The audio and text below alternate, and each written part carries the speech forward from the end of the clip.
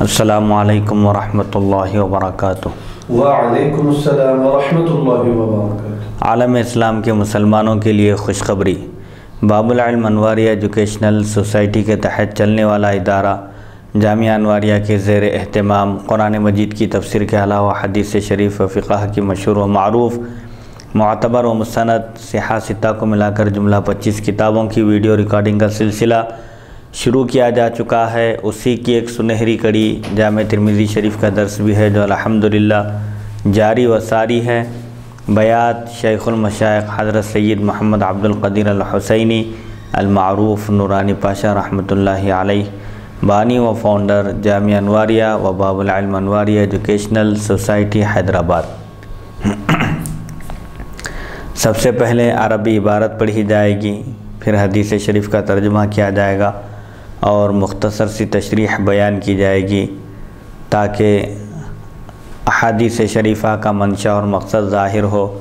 اور ہم آسانی کے ساتھ احکام شریعت پر عمل پیرا ہو سکے۔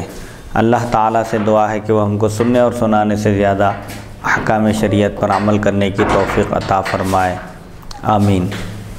حج کا بیان چل رہا ہے، یہ حج کے بیان کی آج کی چھٹی نشست ہے۔ حدیث نمبر 858، بسم اللہ الرحمن الرحیم۔ باب ما جاء فی کسر الکعبہ، کعبے کو ڈھا کر دوبارہ تعمیر کرنے کا بیان۔ حدثنا محمود بن غیلان حدثنا ابو داود عن شعبۃ عن ابی اسحاق عن الاسود بن یزید ان ابن الزبیر قال له حدثنی بما كانت تقضی الیک ام المؤمنین یعنی عائشہ، فقال حدثتنی ان رسول اللہ صلی اللہ علیہ وسلم قال لها لولا ان قومک حدیث عہد بالجاہلیۃ لہدمت الکعبۃ وجعلت لها بابین فلما ملک ابن الزبیر ہدمها وجعل لها بابین قال ویسا هذا حدیث حسن صحیح۔ کعبے کی جو تعمیر ہوئی ہے، سب سے پہلا خانہ خدا اللہ کا گھر ہے جس کے لوگ طواف کے لیے دور دراز سے آتے ہیں۔ سب سے پہلے فرشتوں نے تعمیر کی، پھر حضرت سیدنا آدم علیہ السلام نے تعمیر فرمائی، پھر حضرت سیدنا ابراہیم علیہ السلام نے اس کی تعمیر فرمائی۔ بہرحال مختلف مراحل گزرے خانہ کعبہ کی تعمیر، مختلف زمانے میں جب بھی ضرورت پڑی ہوتے رہی، اور حضور اکرم صلی اللہ علیہ وسلم کے عہد مبارک میں بھی غالباً جب آپ کی عمر شریف 35 سال کی تھی، اس وقت ایک سیلاب آیا تھا، طوفان، جس کی وجہ سے خانہ کعبہ کی کچھ دیواریں منہدم ہو گئی تھی، ٹوٹ گئی تھی۔ تو اس وقت قریش نے خالص حلال مال سے، حالانکہ دور جاہلیت میں جب کہ برائیوں کا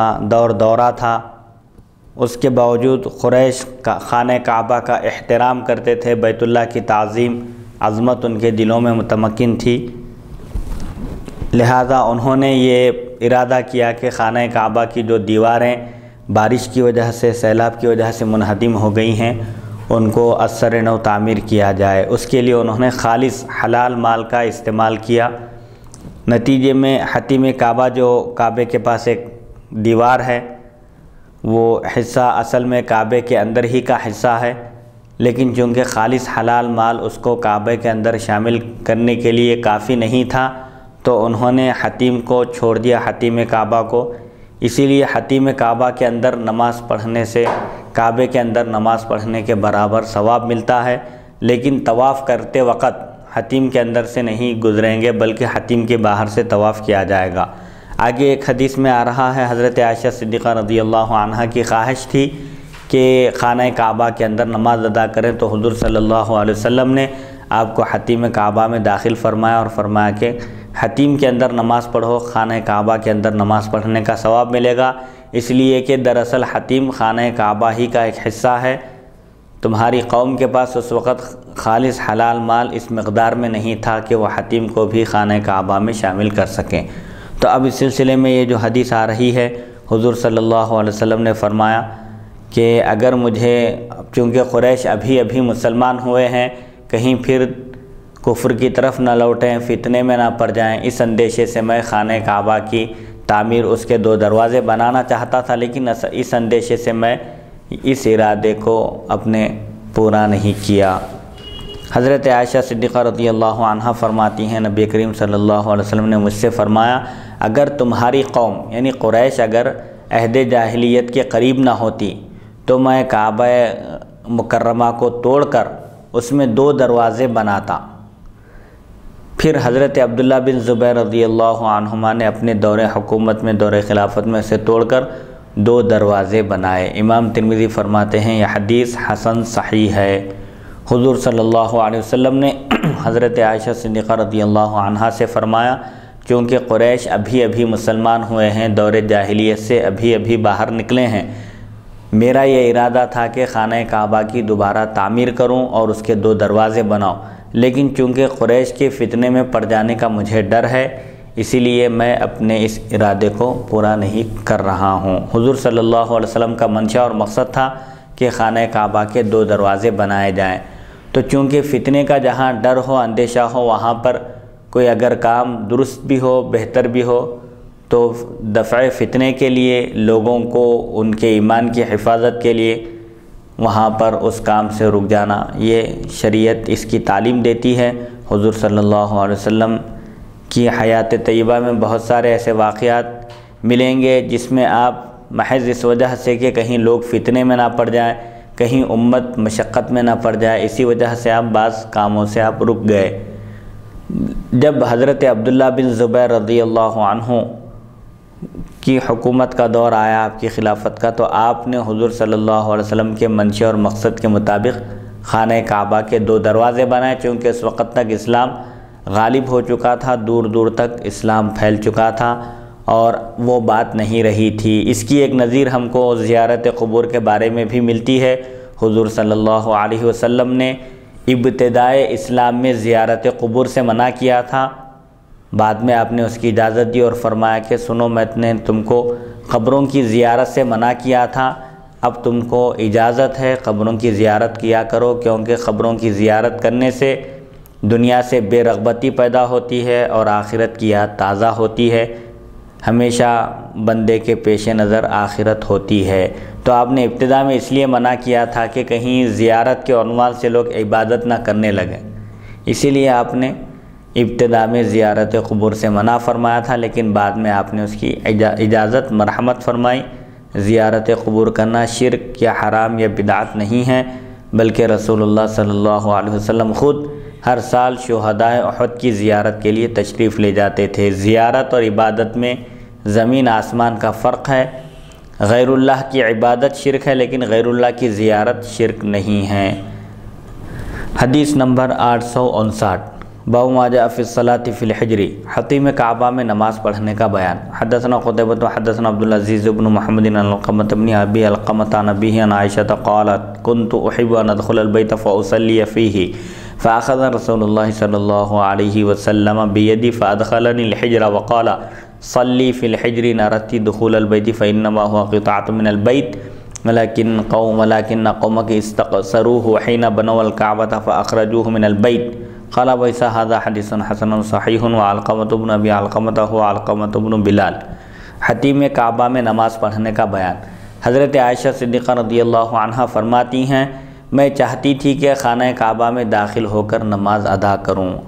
پس رسول اکرم صلی اللہ علیہ وسلم نے میرا ہاتھ پکڑ کر مجھے حتیم کعبہ میں داخل فرمایا اور فرمایا حتیم میں نماز پڑھو، اگر تم بیت اللہ شریف میں داخل ہونا چاہتی ہو تو حتیم کعبہ میں نماز پڑھو۔ تو یہ بھی کیونکہ یہ بھی خانہ کعبہ ہی کا ایک حصہ ہے، لیکن تمہاری قوم نے یعنی قریش نے کعبہ مکرمہ بناتے وقت اسے چھوڑ دیا اور اسے کعبے سے باہر الگ کر دیا۔ امام ترمذی فرماتے ہیں یہ حدیث حسن صحیح ہے، اور علقمہ بن ابی علقمہ سے مراد علقمہ بن بلال ہیں۔ حضرت عائشہ صدیقہ رضی اللہ عنہا کی خواہش تھی کہ خانہ کعبہ میں داخل ہوں اور خانہ کعبہ کے اندر نماز پڑھنے کا شرف اور فضیلت حاصل کریں، تو رسول اللہ صلی اللہ علیہ وسلم نے آپ کو حتیم کعبہ میں داخل کیا اور فرمایا کہ عائشہ تم کعبہ میں داخل ہونا چاہتی ہو تو حتیم کعبہ میں نماز ادا کرو، تم کو خانہ کعبہ کے اندر نماز پڑھنے کے برابر ثواب ملے گا، کیونکہ حتیم کا جو حصہ ہے ایسی جو کراس دیوار ہے وہاں پر خانہ کعبہ کے پاس اس کو حتیم کہتے ہیں، چونکہ قریش نے جب اس کی دوبارہ تعمیر کی خانہ کعبہ کی جب غالباً حضور صلی اللہ علیہ وسلم کی عمر شریف 35 سال کی تھی، سیلاب کی وجہ سے کچھ دیواریں اس کی منہدم ہو گئی تھی،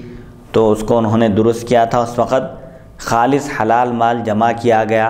تو حتیم کعبہ کو خانہ کعبہ کے اندر داخل کرنے کی حلال مال کے ذریعے گنجائش نہیں تھی، اسی لیے اس حصے کو باہر چھوڑ دیا گیا۔ تو حضور صلی اللہ علیہ وسلم نے فرمایا کہ عائشہ، قریش کے پاس اتنا پیسہ نہیں تھا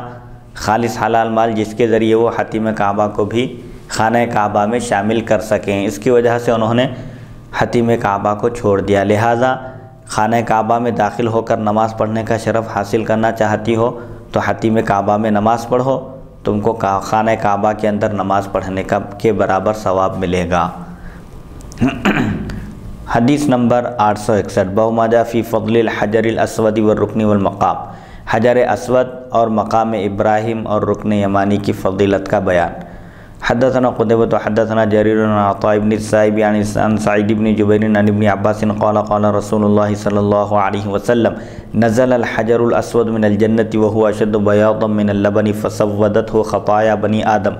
وفي الباب عن عبد الله بن عمرو وأبي هريرة قال وسا حديث ابن عباس حديث حسن صحيح۔ حضرت سیدنا ابن عباس رضی اللہ عنہما سے روایت ہے، رسول اکرم صلی اللہ علیہ وسلم نے ارشاد فرمایا، حجر اسود جنت سے اترا، یہ جنتی پتھر ہے۔ حجر اسود بھی اگرچہ کہ پتھر ہے لیکن اس کا مقام دوسرے پتھروں سے بلند و بالا ہے، کیونکہ یہ جنتی پتھر ہے۔ حضرت سیدنا آدم علیہ السلام جب جنت سے باہر تشریف لائے، زمین پر آپ کو اتارا گیا تو اس وقت آپ حجر اسود ساتھ لائے۔ جنت سے اترا، جس وقت حجر اسود جنت سے اترا وہ انتہائی دودھ سے بھی زیادہ سفید تھا، یعنی انتہائی روشن اور منور تھا جس وقت حجر اسود جنت سے اترا۔ پھر اس کو انسان کے گناہوں نے، بنی آدم کے گناہوں نے اسے سیاہ کر دیا۔ اس باب میں حضرت عبداللہ بن اور ابو ہریرہ رضی اللہ عنہما سے بھی روایت منقول ہے۔ امام ترمذی فرماتے ہیں ابن عباس رضی اللہ عنہما کی حدیث درجے کے اعتبار سے حسن صحیح ہے۔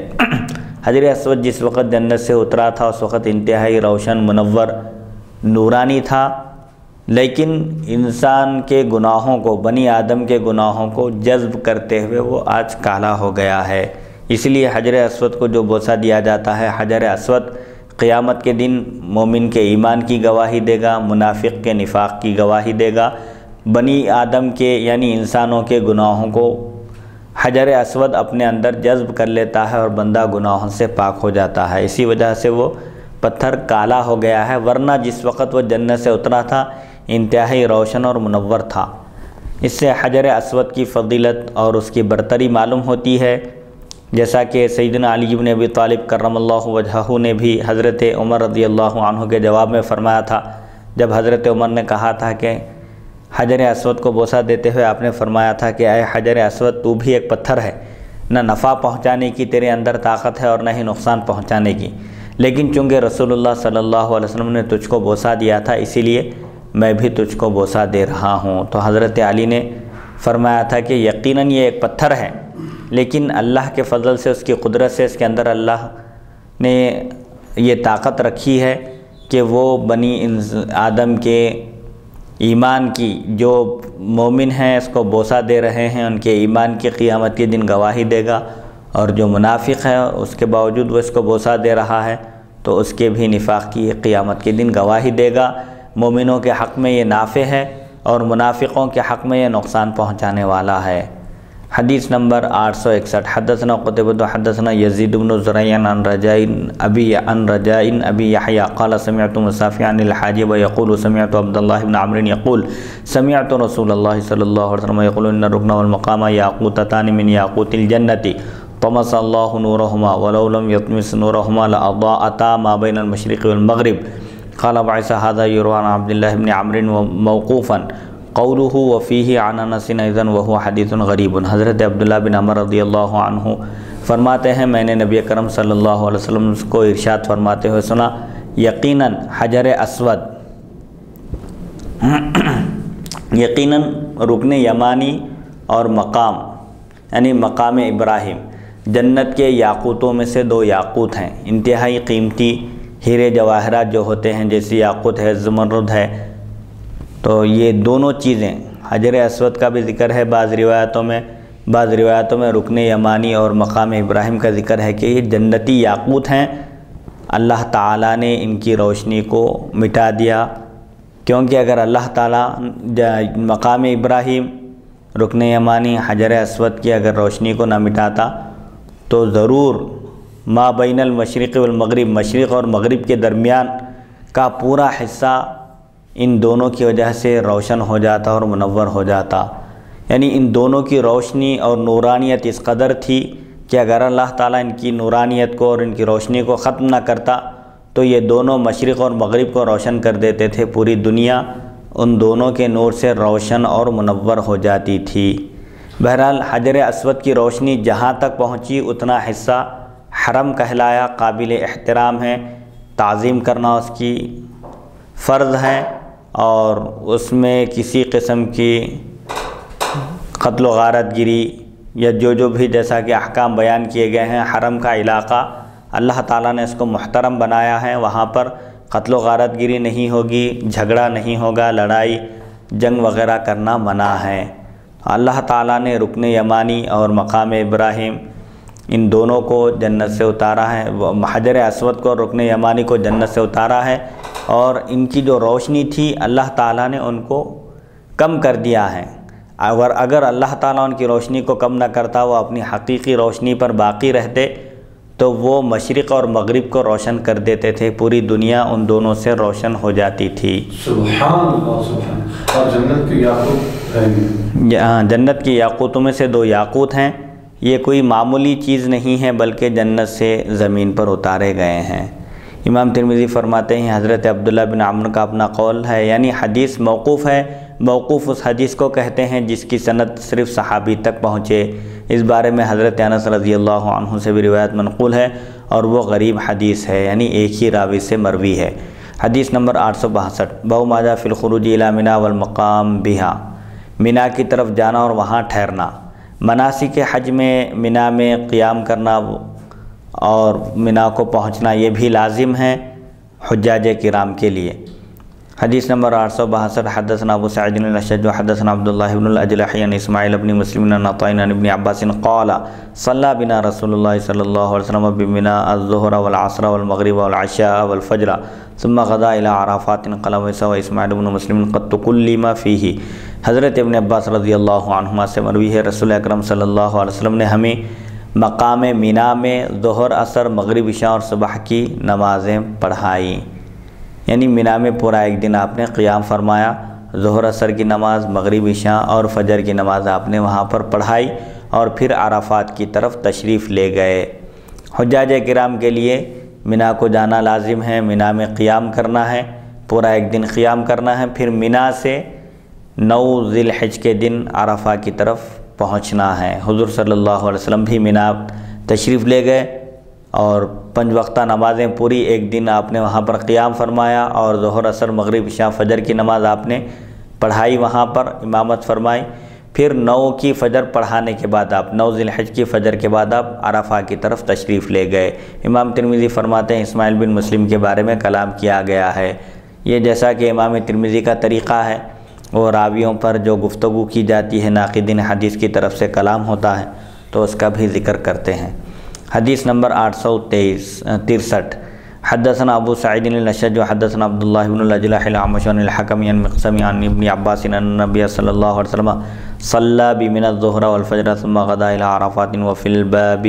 عن عبداللہ بن الزبیر وانس قال ویسا حدیث مقسم عن ابن عباس قال علی بن المدینی قال یحییٰ قال شعبۃ لم يسمع الحکم من مقسم الا 5 اشیاء وعدها وليس هذا الحديث فيما عد شعبۃ۔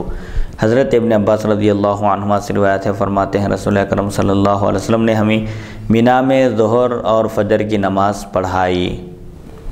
ظہر سے لے کر فجر تک، یعنی 8 ذی الحج کو مناسک حج، جو حجاج مناسک حج کا آغاز کرتے ہیں، اس میں ایک عبادت یہ بھی ہے کہ 8 ذی الحج کو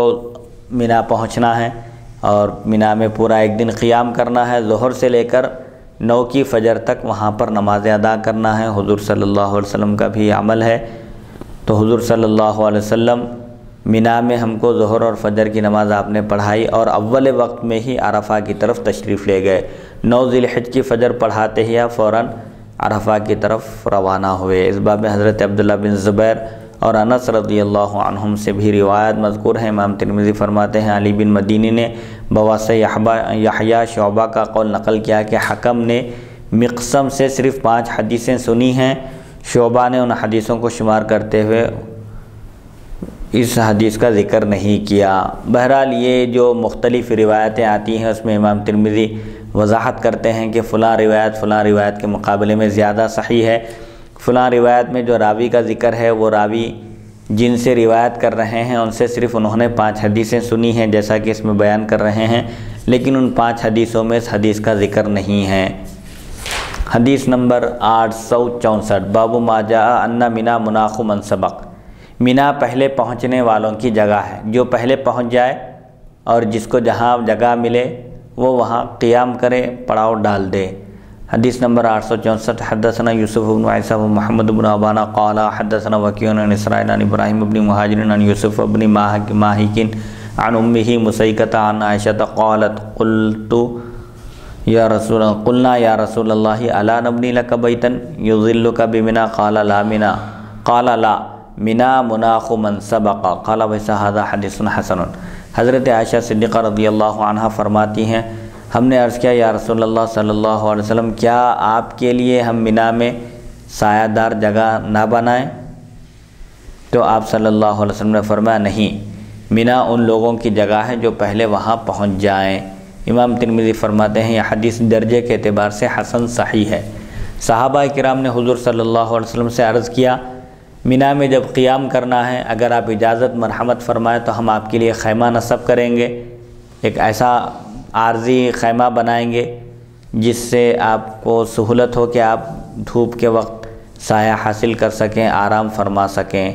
اگر آپ اجازت مرحمت فرمائیں تو ہم ایک عارضی خیمہ نصب کریں گے، بنائیں گے۔ تو حضور صلی اللہ علیہ وسلم نے فرمایا نہیں، خیمہ بنا کر جگہ کو مختص کر لینا، اپنے لیے جگہ بنا لینا یہ درست نہیں ہے، بلکہ مینا ان لوگوں کی جگہ ہے جو پہلے وہاں پہنچ جائیں۔ جو پہلے پہنچ جائے اور جس کو جو جگہ مل جائے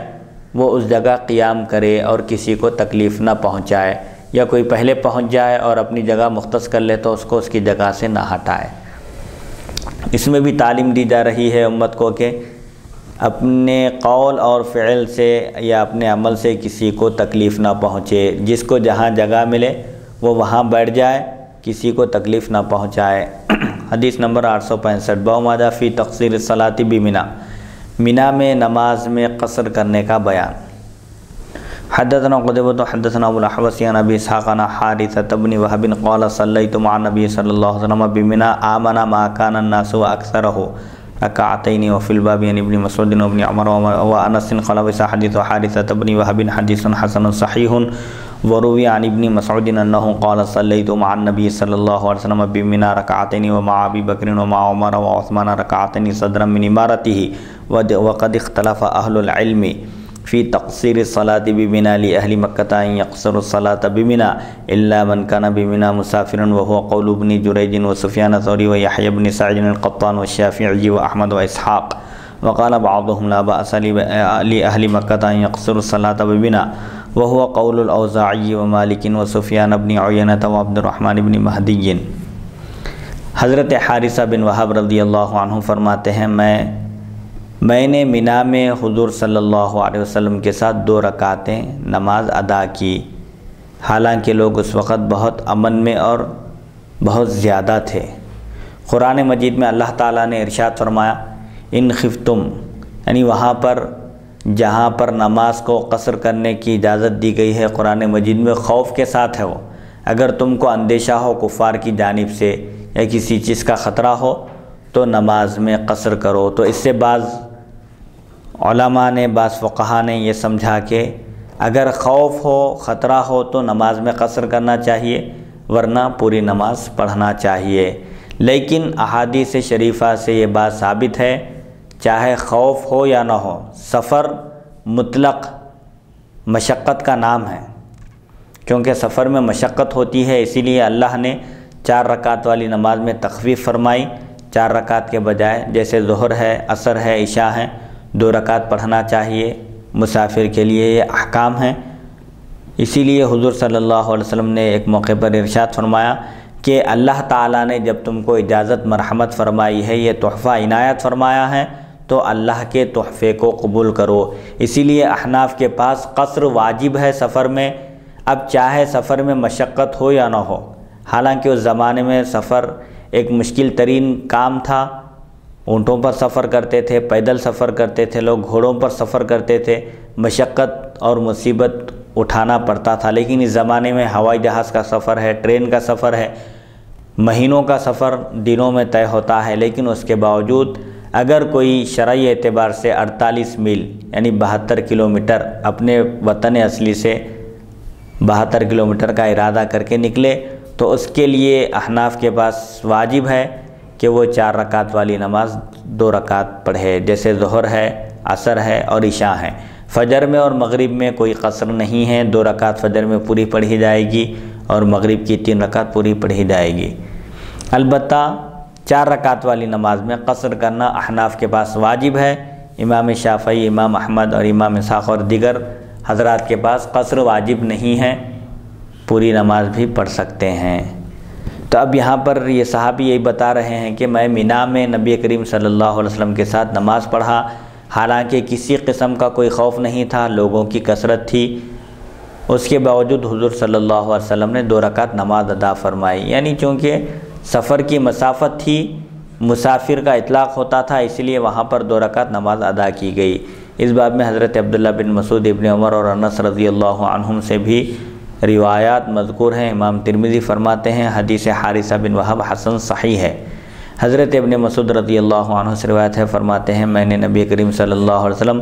حضرت صدیق اکبر، فاروق اعظم رضی اللہ عنہما کے ساتھ اور خود حضرت عثمان غنی رضی اللہ عنہ کے ابتدائی دور خلافت میں مینا میں 2 رکعتیں نماز ادا کی۔ احناف عام طور پر حضرت عبداللہ بن مسعود رضی اللہ عنہ سے مروی جو احادیث شریفہ ہیں ان پر عمل کرتے ہیں، ان کو ترجیح دیتے ہیں، چونکہ صحابہ میں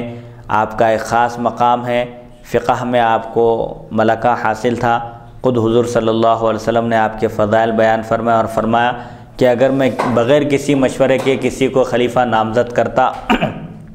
تو میں عبداللہ بن مسعود رضی اللہ عنہ کو نامزد کرتا، اور آپ کو حضور صلی اللہ علیہ وسلم کے خانہ اقدس میں آنے جانے کی ایسی اجازت تھی کہ بار بار آتے جاتے تھے آپ، تو لوگ یہ سمجھتے تھے کہ آپ گھر کے ہی ایک فرد ہیں۔ اور خود حضرت عمر رضی اللہ عنہ نے جب کوفہ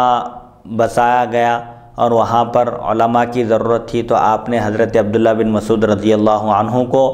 کوفہ کے لوگوں کی تعلیم اور تربیت کے لیے آپ نے مقرر فرمایا اور ایک خط لکھا اہل کوفہ کے نام اور فرمایا کہ عبداللہ بن مسعود رضی اللہ عنہ کی مجھے ضرورت تھی، لیکن میں اپنی ضرورت پر تم لوگوں کی ضرورت کو ترجیح دے کر ایک بہترین عالم دین کو میں روانہ کر رہا ہوں۔ چنانچہ حضرت عمر رضی اللہ عنہ بھی آپ کی فضیلت کے اور آپ کے تبحر علمی کے قائل تھے، اور خود حضرت علی رضی اللہ عنہ بھی جب خلیفہ بنائے گئے اور کوفہ آپ تشریف لے گئے، کوفہ کو آپ نے دارالخلافہ بنایا، اور کوفہ جب پہنچے آپ نے دیکھا کہ بڑے بڑے علماء موجود ہیں اور بہترین تربیت حاصل کیے ہیں حضرت عبداللہ بن مسعود رضی اللہ عنہ سے۔ تقریباً 4000 اس وقت طلباء، اس وقت کے بہترین علماء تیار ہوئے حضرت عبداللہ بن مسعود رضی اللہ عنہ سے، انہوں نے تعلیم حاصل کی، تربیت حاصل کی اور فقہ میں، حدیث میں عبور حاصل کیا۔ تو حضرت علی رضی اللہ عنہ نے اہل کوفہ کو دیکھ کر فرمایا، وہاں کے علماء کو، کہ اللہ تعالیٰ عبداللہ بن مسعود رضی اللہ عنہ کی قبر کو نور سے بھر دے۔ انہوں نے پورے کوفہ کو علم دین سے سرفراز فرمایا۔ تو بہرحال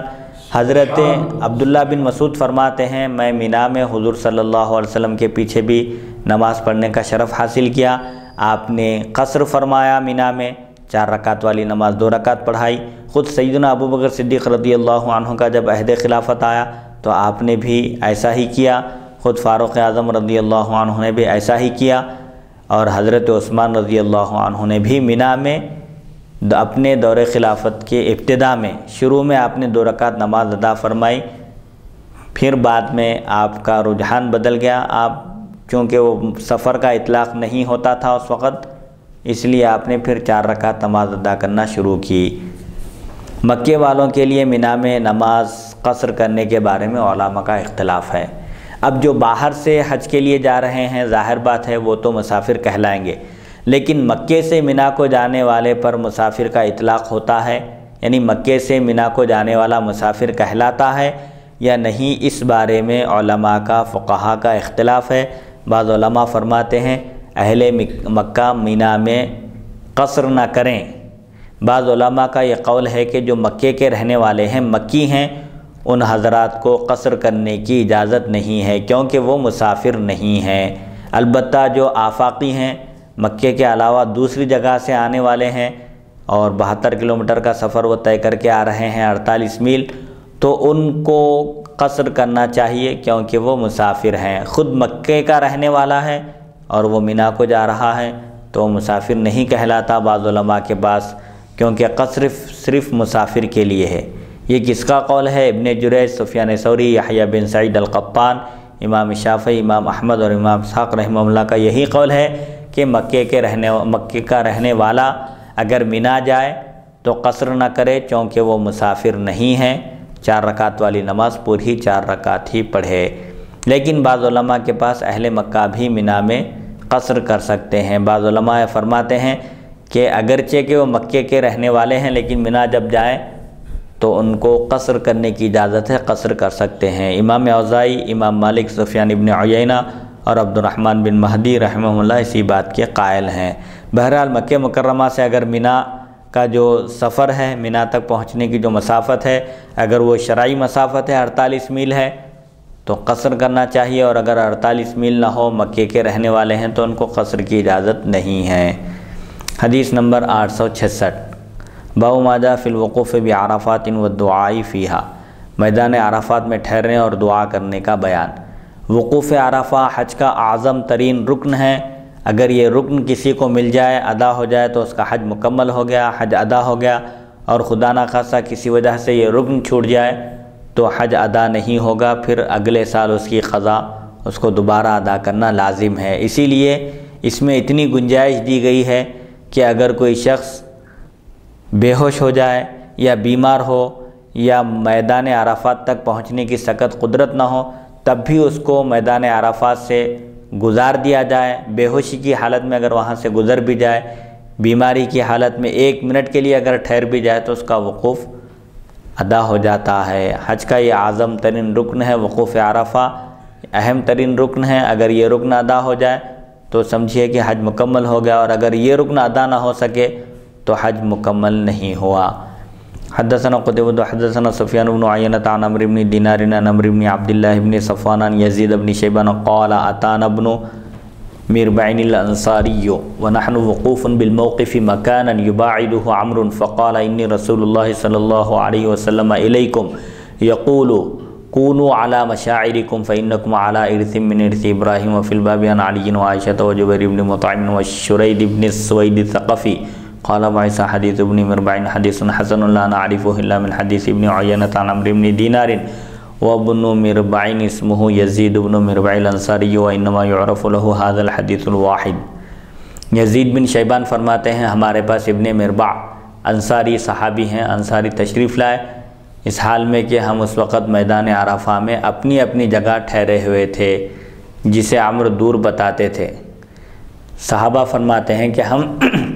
حج کے موقع پر میدان عرفہ میں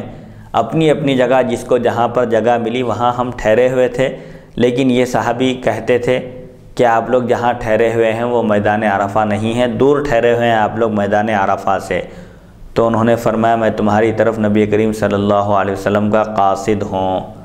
فقال انی رسول اللہ صلی اللہ علیہ وسلم علیکم یقول، ہاں تو یہ صحابی فرماتے ہیں کہ میں تمہاری جانب نبی کریم صلی اللہ علیہ وسلم کا قاصد بنا کر بھیجا گیا ہوں۔ حضور صلی اللہ علیہ وسلم فرماتے ہیں اپنی اپنی عبادت کی جگہ ٹھہرے رہو، کیونکہ تم لوگ حضرت ابراہیم علیہ السلام کے طریقے میں سے ایک طریقے پر ہو۔ یہ جو میدان عرفہ میں ٹھہرنا ہے اور یہ جو حج کے مناسک ہیں، دراصل یہ اللہ کے محبوب بندوں کی یاد ہے، ان کی یادگار ایک اللہ تعالیٰ نے باقی رکھی حج کے ذریعے کہ صفا اور مروہ کے درمیان جو دوڑتے ہیں، جب حضرت سیدنا اسماعیل علیہ السلام پیاس سے بے چین ہو رہے تھے اور وادی غیر ذی زرع میں حضرت ابراہیم علیہ السلام نے اللہ کے حکم سے اپنی اہلیہ محترمہ اور اپنے فرزند ارجمن کو چھوڑ کر آپ بیت اللہ کی طرف تشریف لے گئے تھے، حضرت حاجرہ رضی اللہ عنہا اس وقت اپنے لخت جگر کی پیاس کو دیکھ کر بے چین ہو رہی تھی اور پانی کی تلاش میں کبھی صفا کی طرف دوڑتی اور کبھی مروہ کی طرف، تو اللہ تعالیٰ نے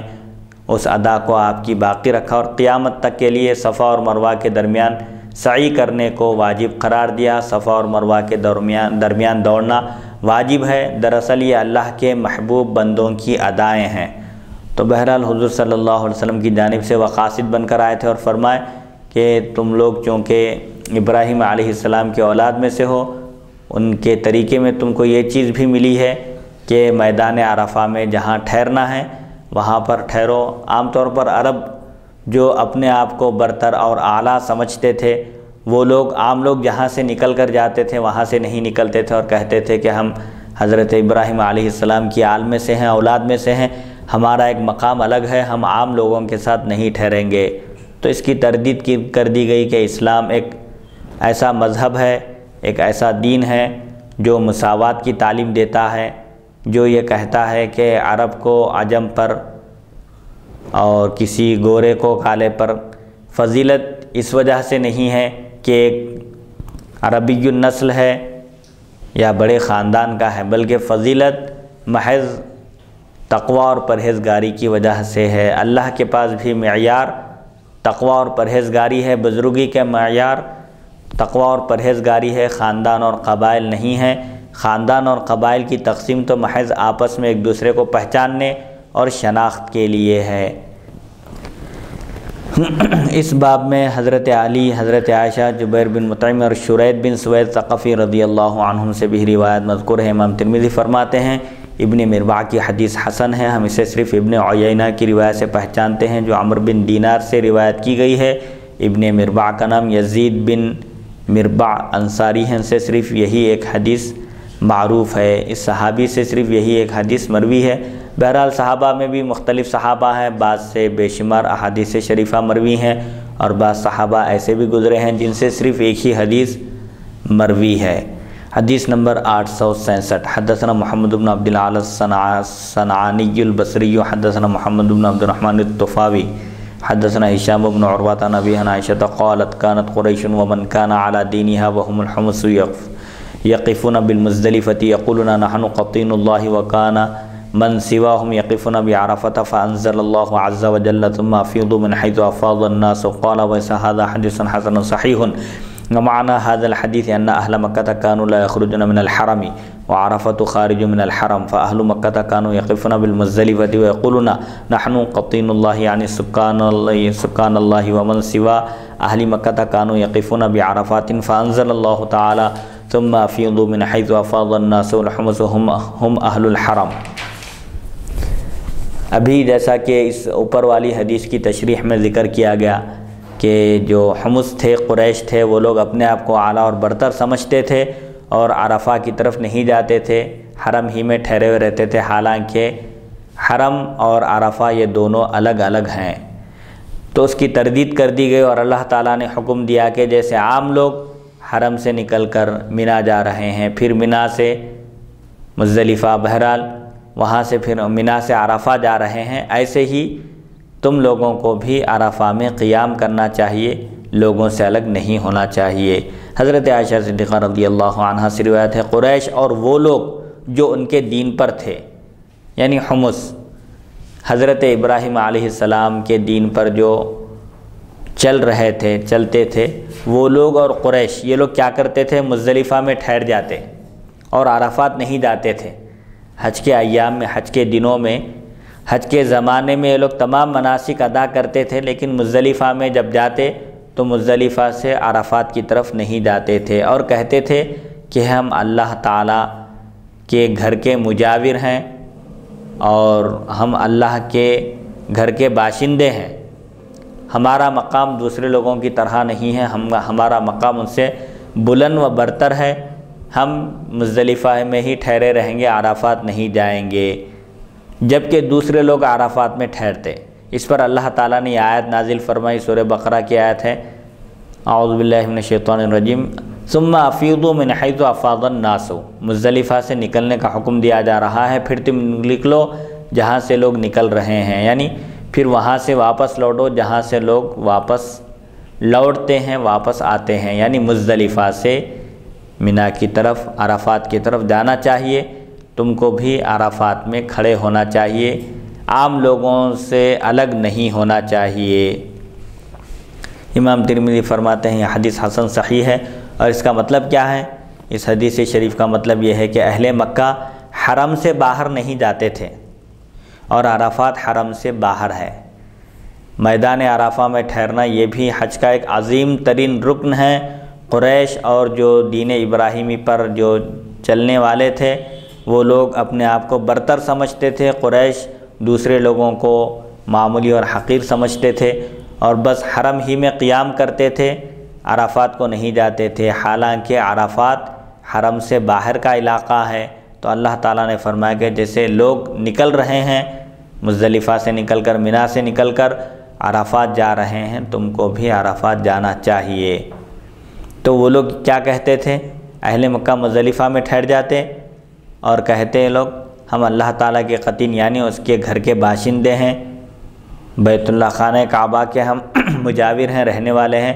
غیر مکی عرفات میں ٹھہرتے۔ اس پر اللہ تعالیٰ نے یہ آیت نازل کی۔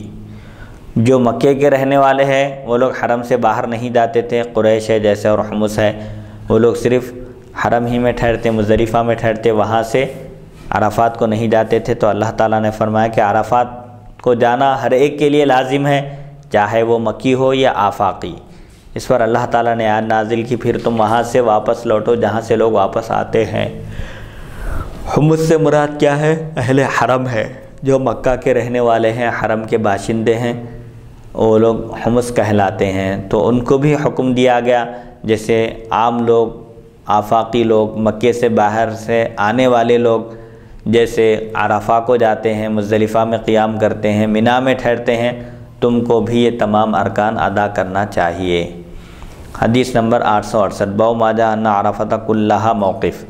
تمام عرفات ٹھہرنے کی جگہ ہے۔ میدان عرفہ میں جہاں بھی کھڑے ہوں سب کا سب موقف کہلاتا ہے، چاہے بیچ میں کھڑے رہیں یا ابتدائی کنارے پر کھڑے رہیں اس کے، یا بہرحال میدان عرفہ میں جہاں بھی کھڑے رہیں وقوف عرفہ مکمل ہوگا اور وہ رکن ادا ہو جائے گا۔ اس کے لیے درمیان میں ٹھہرنا، بیچ میں ٹھہرنا، پہلے پہنچنا ایسا لازم نہیں ہے، پورا میدان عرفہ ہے۔ حدیث نمبر 868، حدثنا محمد بن بشار حدثنا ابو احمد الزبیری حدثنا سفیان بن عبد الرحمن بن الحارث بن عیاش بن ابی ربیعہ عن زید بن علی عن ابیہ عن عبد اللہ بن ابی رافع عن علی بن ابی طالب قال وقف رسول اللہ صلی اللہ علیہ وسلم بعرفۃ فقال هذا عرفۃ وهو الموقف وعرفۃ كلها موقف ثم افاض حين غربت الشمس واردف اسامة بن زید وجعل يشير بيده على هيئاته والناس يضربون يمينا وشمالا يلتفت إليهم ويقول يا أيها الناس عليكم السكينة ثم أتى جمعا فصلى بهم الصلاتين جميعا فلما أصبح أتى قزح ووقف عليه وقال هذا قزح وهو الموقف وجمع كلها موقف ثم أفاض حتى انتهى إلى وادي محسر فقرع ناقته فخبت حتى جاوز الوادي فوقف وأردف الفضل ثم أتى الجمرة فرماها ثم أتى المنحر فقال هذا المنحر ومنى كلها منحر واستفتته جارية شابة من خطعم فقالت إن أبي شيخ كبير وقد أدركته فريضة الله في الحج أفيجزئ أن أحج عنه قال حجي عن أبيك قال ولوى عنق الفضل فقال العباس يا رسول الله لما لويت عنق ابن عمك قال رأيت شابا وشابة فلم آمن الشيطان عليهما فأتاه رجل فقال يا رسول الله إني أفضت قبل أن أحلق قال احلق ولا حرج أو قصر ولا حرج قال وجاء آخر فقال يا رسول الله إني ذبحت قبل أن أرمي قال ارمي ولا حرج قال ثم أتى البيت فطاف به ثم أتى زمزم فقال يا بني عبد المطلب لولا ان یغلبکم علیہ الناس لنزعت وفی الباب عن جابر قال وسا حدیث علی حدیث حسن صحیح لا نعرفه من حدیث علی الا من هذا الوجه من حدیث عبد الرحمن بن الحارث بن عیاش وقد رواه غیر واحد عن الثوری مثل هذا والعمل على هذا عند اهل العلم قد رأوا ان يجمع بين الظهر والعصر بعرفة في وقت الظهر وقال بعض اهل العلم اذا صلى الرجل في رحله ولم يشهد الصلاة مع الامام ان شاء جمعه بين الصلاتين مثل ما صنع الامام وزید بن علی هو ابن حسین بن علی بن ابی طالب۔ حضرت سیدنا علی بن ابی طالب کرم اللہ وجہہ سے روایت رسول اکرم صلی اللہ علیہ وسلم میدان عرفات میں ٹھہرے اور فرمایا یہ عرفات ٹھہرنے کی جگہ ہے، اور سارے کا سارا عرفات موقف ہے، ٹھہرنے کی جگہ ہے۔ میدان عرفہ میں ٹھہرنا حج کا عظیم ترین رکن ہے۔ غروب آفتاب کے وقت آپ واپس تشریف لائے، سورج ڈوبنے کے وقت آپ تشریف لائے، اپنے پیچھے سواری پر حضرت اسامہ بن زید رضی اللہ عنہ کو بٹھایا اور اسی حالت میں ہاتھ سے اشارہ کرنے لگے۔ لوگ دائیں بائیں اونٹوں کو چلانے کے لیے مارتے تھے، لوگ اونٹوں پر سوار تھے، اونٹوں کو اپنے ہانک رہے تھے، سواری کر کے آگے بڑھ رہے تھے، دائیں بائیں چل رہے تھے۔ تو حضور صلی اللہ علیہ وسلم نے لوگوں کو ہاتھ سے اشارہ فرمایا لوگوں کی طرف۔ رسول اکرم صلی اللہ علیہ وسلم لوگوں کی طرف متوجہ ہو کر فرماتے، لوگوں اطمینان سے چلو، بھاگ دوڑ کرنے کی، جلدی کرنے کی، کسی کو تکلیف پہنچانے کی ضرورت نہیں ہے، اطمینان اور وقار کے ساتھ چلو۔ پھر آپ صلی اللہ علیہ وسلم مزدلفہ پہنچے، وہاں آپ نے 2 نمازیں ادا کی، مغرب اور عشاء ایک ساتھ ادا فرمائی۔ یعنی مزدلفہ میں مغرب اور عشاء دونوں نمازوں کو ایک ہی وقت میں ادا کرنا ہے، جمع تاخیر کہتے ہیں۔ حقیقی معنی میں مغرب کا وقت ختم ہونے کے بعد عشاء کے وقت میں مغرب اور عشاء دونوں بھی جماعت کے ساتھ ادا کی جائے گی۔ تو حضور صلی اللہ علیہ وسلم نے بھی وہاں پر دونوں نمازیں آپ نے مغرب اور عشاء دونوں کو ایک ساتھ آپ نے ادا فرمایا۔ پہلے مغرب کی نماز پڑھی جائے گی، اس کے بعد پھر عشاء کی نماز۔ عشاء کی نماز کے وقت میں قضا نہیں، ادا پڑھیں گے۔ صبح ہوئی جب تو آپ مقام قضا تشریف لائے اور وہاں ٹھہرے، فرمائے یہ قضا ہے اور یہ بھی ٹھہرنے کی جگہ ہے۔ مزدلفہ سارے کا سارا ٹھہرنے کی جگہ ہے۔ مزدلفہ جہاں بھی جس کو جگہ ملے سہولت سے وہ وہاں ٹھہر جائے، کیونکہ سب کا سب مزدلفہ ہے۔ پھر وہاں سے چل کر آپ وادی محصر میں پہنچے۔ وادی محصر ایک وادی کا نام ہے جہاں پر شیطان نادم ہوتا ہے، جہاں پر شیطان افسوس کرتا ہے اور حسرت میں پڑ جاتا ہے، کیونکہ میدان عرفہ میں ٹھہرنے کے بعد جو بندہ صدق دل سے دعا کرتا ہے اللہ تعالیٰ اس کے تمام گناہ بخش دیتا ہے، تو شیطان وہاں مایوس ہو جاتا ہے، حسرت کرتا ہے۔ اس وادی کے پاس جب پہنچے تو آپ نے اونٹنی کو ایڑ لگائی اور وہ دوڑ پڑی۔ وادی چونکہ جو مقام اللہ کے عذاب کے نازل ہونے کا ہو یا جہاں پر شیطان ہو، ایسے مقامات پر حضور صلی اللہ علیہ وسلم نے تیزی سے آگے بڑھنے کا حکم دیا۔ جیسا کہ ایک جنگ کے موقع پر ایک ایسے مقام کے پاس سے گزر ہوا جہاں پر اللہ کا عذاب نازل ہوا تھا، حضور صلی اللہ علیہ وسلم نے فرمایا کہ اس مقام سے تیزی سے گزر جاؤ، اور بعض صحابہ کرام اس مقام کے کنویں کے پانی سے آٹا گوندھا تھا، پانی انہوں نے لیا تھا، تو حضور صلی اللہ علیہ وسلم نے فرمایا کہ اس پانی کو بھی پھینک دو۔ تو بہرحال وادی محصر جہاں پر شیطان افسوس کرتا ہے، حسرت کرتا ہے، ایک وادی ہے، اس وادی کے پاس سے جب آپ کا گزر ہوا تھا وہاں سے تیزی سے بڑھ گئے، اور امت کو بھی آپ یہی تعلیم دے رہے ہیں کہ ایسے مقامات پر رکنا نہیں چاہیے، تیزی سے آگے بڑھ جانا چاہیے۔ بہرحال آپ صلی اللہ علیہ وسلم جب اس وادی کے پاس پہنچے تو اونٹنی کو ایڑ لگائی اور وہ تیز دوڑ پڑی۔ وادی محصر سے نکل کر آپ ٹھہر گئے اور فضل بن عباس رضی اللہ عنہما کو آپ نے سواری پر اپنے پیچھے بٹھایا۔ پھر جمرہ پر پہنچ کر کنکریاں ماری۔ رمی جمار یہ بھی واجب ہے، حج کے جملہ 3 فرض ہیں اور 5 واجبات ہیں۔ من جملہ ان واجبات میں کہ ایک واجب رمی جمار بھی ہے، کنکریاں مارنا شیطان کو، یہ بھی واجب ہے۔ حضور صلی اللہ علیہ وسلم نے کنکریاں مارنے کا فرض ادا کرنے کے بعد، کنکریاں مارنے کے بعد آپ قربانی کی جگہ پہنچے اور فرمایا یہ قربانی کی جگہ ہے۔ قربانی بھی واجب ہے، حج کے واجبات میں سے ایک واجب قربانی بھی ہے۔ پہلے کنکریاں مارنا ہے، پھر اس کے بعد قربانی دینا ہے۔ قربانی کی جگہ پہنچے اور فرمایا قربانی کی جگہ ہے، اور سارے کا سارا مینا قربان کا ہے۔ مینا میں جہاں بھی قربانی کی جائے قربانی ادا ہو جاتی ہے۔ رمی جمار کرنے کے بعد قربانی کرنا واجب ہے۔ پھر وہاں جب آپ قربانی کرنے کے لیے پہنچے مینا تو وہاں پر قبیلہ خثام کی ایک نوجوان عورت نے آپ سے ایک شرعی مسئلہ پوچھا، فتویٰ پوچھا۔ اس نے عرض کیا، حضور صلی اللہ علیہ وسلم میرے والد بہت بوڑھے ہیں اور ان پر حج فرض ہو گیا ہے، کیا میں ان کی طرف سے حج ادا کر سکتی ہوں؟ میرے والد انتہائی بوڑھے ہو گئے ہیں اور عذر شرع ان پر حج فرض ہے، زیادہ راہ کی استطاعت ہے، لیکن وہ چلنے پھرنے کے قابل نہیں ہیں، سواری پر بیٹھ نہیں سکتے۔ اگر میں ان کی طرف سے حج ادا کروں تو کیا حج ادا ہو جائے گا؟ تو حضور صلی اللہ علیہ وسلم نے ارشاد فرمایا، ہاں تم ان کی طرف سے حج کرو۔ تو اس سے معلوم ہوتا ہے کہ حج بدل کرنا جائز ہے، اور جو مالی عبادت ہے اس میں نیابت بھی جائز ہے۔ بدنی عبادت میں نیابت جائز نہیں ہے، نماز کسی دوسرے کی طرف سے ادا نہیں کی جا سکتی، روزہ کسی دوسرے کی طرف سے رکھا نہیں جا سکتا، لیکن حج ہے، عمرہ ہے، ایسے نیکی اور خیر خیرات کے جو کام ہیں اس میں نیابت کی جا سکتی ہے، دوسروں کی طرف سے وہ فریضہ ادا کیا جا سکتا ہے۔ اور بعض روایتوں میں ہے حضور صلی اللہ علیہ وسلم نے اس خاتون سے فرمایا کہ اگر تمہارے والد پر کسی کا قرض ہوتا، تمہارے والد اگر کسی کا قرضہ باقی ہوتے اور تم ادا کر دیتی تو کیا وہ قرضہ ادا نہیں ہوتا؟ تو وہ خاتون عرض کی کہ ہاں کیوں نہیں ادا ہو جاتا۔ تو آپ نے فرمایا کہ یہ اللہ کا فرض ہے، اللہ نے تمہارے والد پر حج فرض قرار دیا ہے، تو اس کا قرض پہلے ادا کرنے کی ضرورت ہے۔ ایسے قیاس کی بھی اجازت اور قیاس کا بھی ثبوت ملتا ہے کہ جیسا کہ بندوں کا قرض اگر ادا کرنا ہو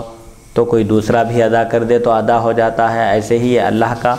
قرض ہے بندے پر، بندے کو چاہیے کہ وہ اس کی طرف سے کسی کو نائب بنا کر اس فرض سے سبکدوش ہو جائے۔ راوی کہتے ہیں آپ نے حضرت فضل بن عباس رضی اللہ عنہما کی گردن دوسری طرف پھیر دی۔ فضل بن عباس رضی اللہ عنہما جو حضور صلی اللہ علیہ وسلم کے ساتھ سواری پر پیچھے بیٹھے ہوئے تھے، حضور صلی اللہ علیہ وسلم نے ان کی گردن دوسری طرف پھیر دی۔ تو اس پر حضرت عباس نے فرمایا، یا رسول اللہ صلی اللہ علیہ وسلم آپ نے اپنے چچا زاد بھائی کی گردن کیوں پھیر دی؟ تو آپ صلی اللہ علیہ وسلم نے ارشاد فرمایا، میں نے نوجوان مرد اور نوجوان عورت کو دیکھا تو میں ان پر شیطان سے بے خوف نہیں ہوا۔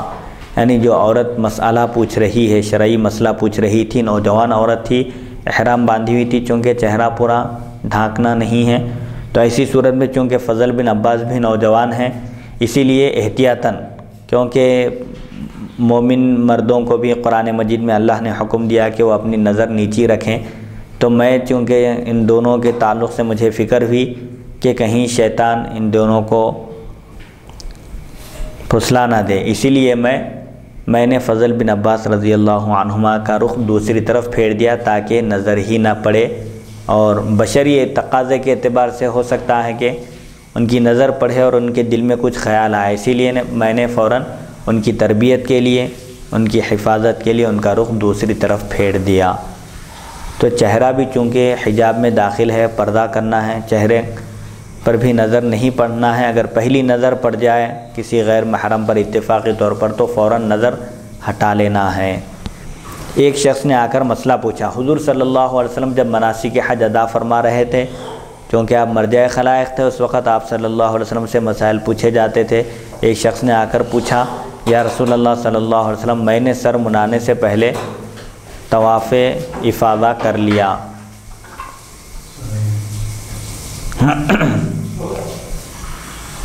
میں نے سر منانے سے پہلے خانہ کعبہ کا طواف کر لیا۔ طواف کی بھی 3 قسمیں ہیں، ایک طواف قدوم ہے، ایک طواف افاضہ ہے جو فرض ہے۔ پہلے سر منانا ہے، ترتیب ہے حج میں، رمی جمار کے بعد قربانی کرنا ہے، قربانی کے بعد بال منانا ہے، بال منانے کے بعد طواف زیارت کرنا ہے جو فرض ہے۔ تو ایک صحابی پوچھے کہ سر منانا تھا پہلے، سر منانے کے بجائے میں نے طواف افاضہ کیا، طواف کر لیا، تو کیا حکم ہے؟ احناف کے پاس حکم یہ ہے کہ اگر ترتیب بدل جائے، تقدیم تاخیر ہو جائے، مثال کے طور پر رمی جمار پہلے کرنا ہے، اس کے بعد قربانی دینا ہے، اگر کوئی پہلے قربانی دے لے اس کے بعد پھر رمی جمار کرے، ایسے ہی قربانی اور حلق میں اگر تقدیم تاخیر ہو جائے، یعنی قربانی دینے کے بجائے پہلے اگر کوئی بال منڈا لے اس کے بعد قربانی دے، اگر تقدیم اور تاخیر ہو جائے تو اس کی وجہ سے حاجی پر دم لازم آتا ہے۔ دم کیا ہے؟ ایک بکری قربانی دینا واجب ہے۔ تو ایک صحابی نے پوچھا کہ میں نے خانہ کعبہ کا طواف کر لیا جبکہ سر منڈانا تھا، سر منڈانے سے پہلے میں نے اس فریضے کو ادا کیا، تو آپ نے فرمایا سر منڈا لو یا فرمایا بال کٹاؤ، کوئی حرج نہیں۔ یعنی اب حج کی جو ترتیب ہے اس میں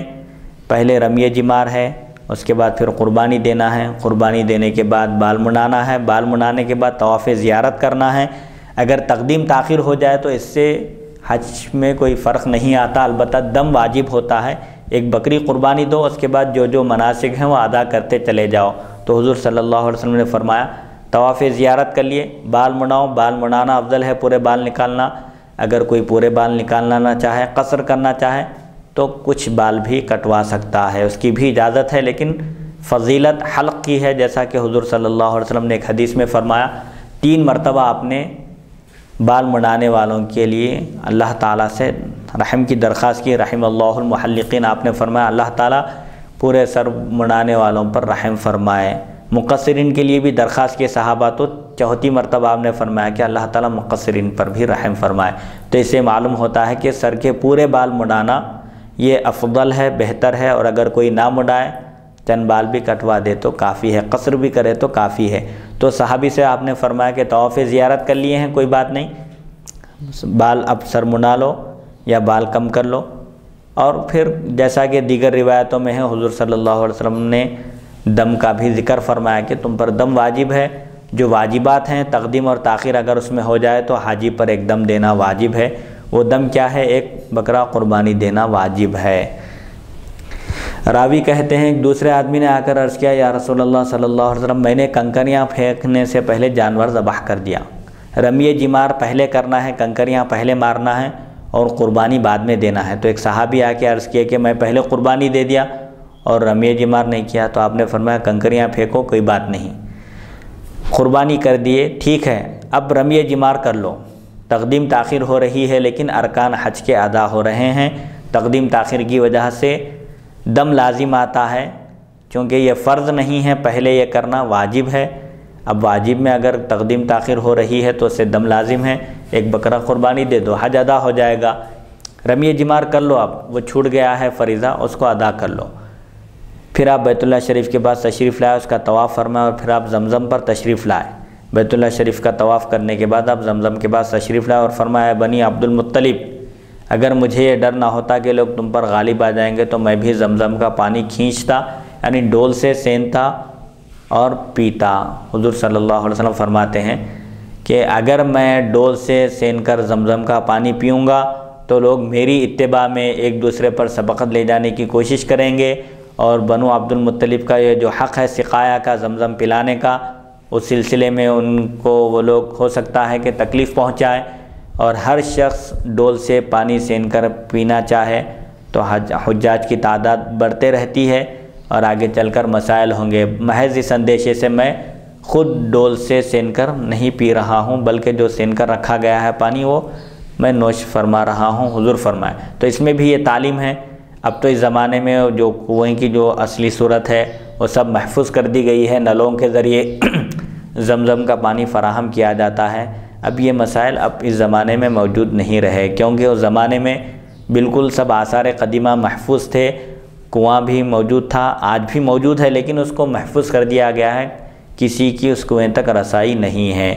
تو حضور صلی اللہ علیہ وسلم زمزم پیے، زمزم کے بعد تشریف لائے، آب زمزم کے پاس زمزم آپ نوش فرمائے، اور فرمایا کہ یہ فضیلت ہے، اگر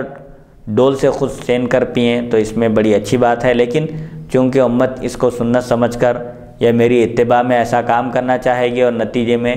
دوسرے لوگوں کو نقصان پہنچائے گی، تکلیف پہنچائے گی، ایذا شریعت میں درست نہیں ہے۔ اس میں کس بات کی تعلیم؟ اس میں اس بات کی تعلیم ہے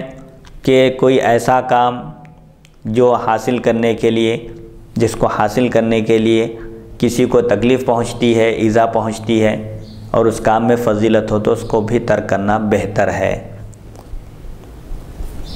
حدیث اس سلسلے میں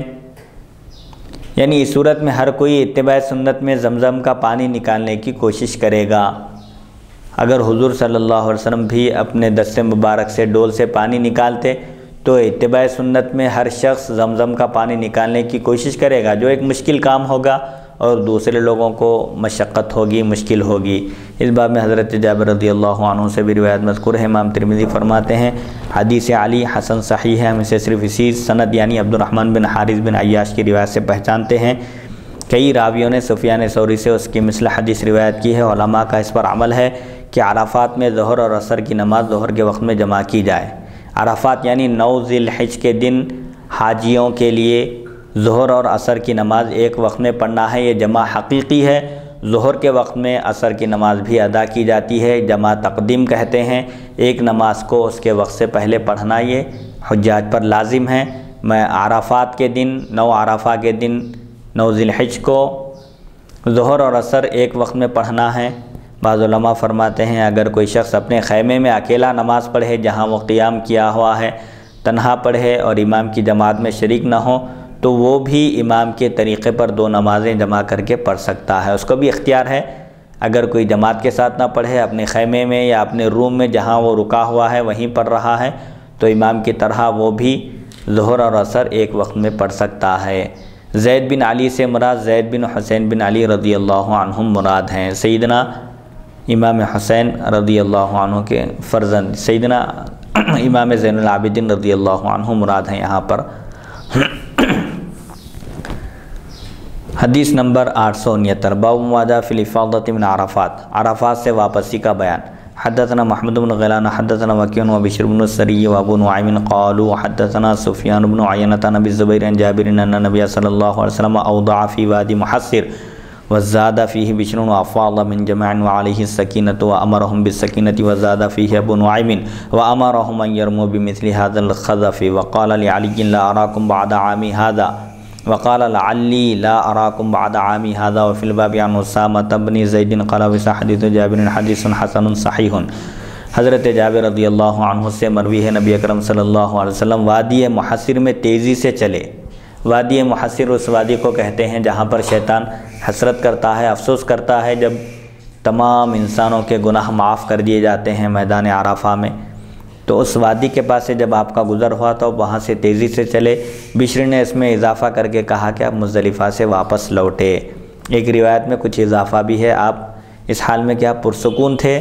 پرسکون انداز میں چلے، آپ کسی کو تکلیف پہنچائے بغیر، اور سکون ہی سے چلنے کا آپ نے حکم بھی فرمایا۔ صحابہ سے بھی فرمایا کہ وقار کو لازم کر لو، سکون کے ساتھ چلو، کسی کو تکلیف پہنچانے کی، بھاگ دوڑ کرنے کی، جلدی کرنے کی ضرورت نہیں ہے۔ ابو نعیم نے یہ الفاظ زائد نقل کیے کہ آپ نے ٹھیکریوں کی طرح کنکریاں مارنے کا حکم فرمایا۔ ٹھیکریوں کی مقدار میں رمی جمار کرنا چاہیے، کنکریاں مارنا چاہیے، اور یہ بھی فرمایا یقین ہے کہ میں اس سال کے بعد تم کو نہ دیکھ سکوں۔ یعنی یہ حجۃ الوداع کا موقع تھا، حضور صلی اللہ علیہ وسلم کی ظاہری حیات طیبہ جو 63 سال پر مشتمل ہے۔ آپ صلی اللہ علیہ وسلم نے حجۃ الوداع کے موقع پر صحابہ سے فرمایا کہ ممکن ہے کہ میرا یہ آخری سال ہو، اس سال کے بعد میں تم کو نہ دیکھ سکوں۔ تو اس حدیث شریف سے معلوم ہوتا ہے کہ اللہ تعالیٰ نے حضور اکرم صلی اللہ علیہ وسلم کو آپ کے وصال با کمال کے وقت سے آگاہ کر دیا تھا کہ آپ کا وصال ہونے والا ہے، اس لیے آپ نے صحابہ کرام سے ارشاد فرمایا کہ ممکن ہے، یقین ہے کہ میں تم کو آئندہ سال نہ دیکھ سکوں، یعنی میرا یہ آخری سال ہو۔ موت کے وقت یا جگہ سے اللہ تعالیٰ جس کو بتائے وہی شخص جان سکتا ہے۔ قرآن پاک میں اللہ تعالیٰ فرماتا ہے کہ کوئی نفس بھی یہ نہیں جانتا کہ اس کا انتقال کب ہوگا، وہ کس سرزمین پر اس کا انتقال ہوگا، کہاں اس کی موت آئے گی، لیکن اللہ تعالیٰ اپنے محبوب بندوں کو آگاہ کرتا ہے۔ اس طرح کہنا کہ موت کا بھی علم ہے فلاں کو کسی کی، یہ شرک نہیں ہے، نہ حرام ہے، نہ شرک ہے، نہ قرآن اور حدیث کے خلاف ہے۔ مسلم شریف میں ہے حضور اکرم صلی اللہ علیہ وسلم نے جنگ بدر سے پہلے آپ نے لکیر مار کر نشان ڈال کر آپ نے فرمایا تھا صحابہ سے کہ کل فلاں شخص یہاں مرے گا اور فلاں شخص یہاں مرے گا۔ کافروں کی آپ نے نشاندہی فرمائی تھی نام لے لے کر۔ صحابہ فرماتے ہیں جنگ بدر ہونے کے بعد ہم نے دیکھا اللہ کی قسم حضور صلی اللہ علیہ وسلم نے جس کی جو جگہ متعین فرما دی تھی وہ اس سے 1 انچ بھی آگے نہیں بڑھا۔ تو بہرحال اس سے یہ مسلم شریف کی حدیث ہے جس کا انکار نہیں کیا جا سکتا۔ امام مسلم رحمۃ اللہ علیہ نے اس حدیث کو نقل کیا۔ صحابہ فرماتے ہیں حضور صلی اللہ علیہ وسلم نے 1 دن پہلے بتا دیا کہ فلاں کافر میدان بدر میں، جنگ بدر میں مارا جائے گا، اور کس جگہ مارا جائے گا یہ بھی آپ نے بتا دیا تھا۔ تو اس سے معلوم ہوتا ہے کہ حضور صلی اللہ علیہ وسلم کو اللہ تعالیٰ نے بندوں کی موت کا بھی علم عطا فرمایا تھا۔ اللہ کی عطا سے آپ جانتے ہیں اس میں نہ کوئی شرک ہے، نہ کوئی بدعت ہے، نہ کوئی قرآن اور حدیث کے خلاف بات ہے۔ اس باب میں حضرت اسامہ بن زید رضی اللہ عنہ سے بھی روایت ہے۔ امام ترمذی فرماتے ہیں جابر رضی اللہ عنہ کی حدیث حسن صحیح ہے۔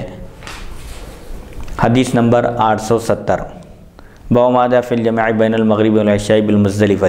مزدلفہ میں عشاء اور مغرب کو ایک ساتھ ملا کر پڑھنے کا بیان۔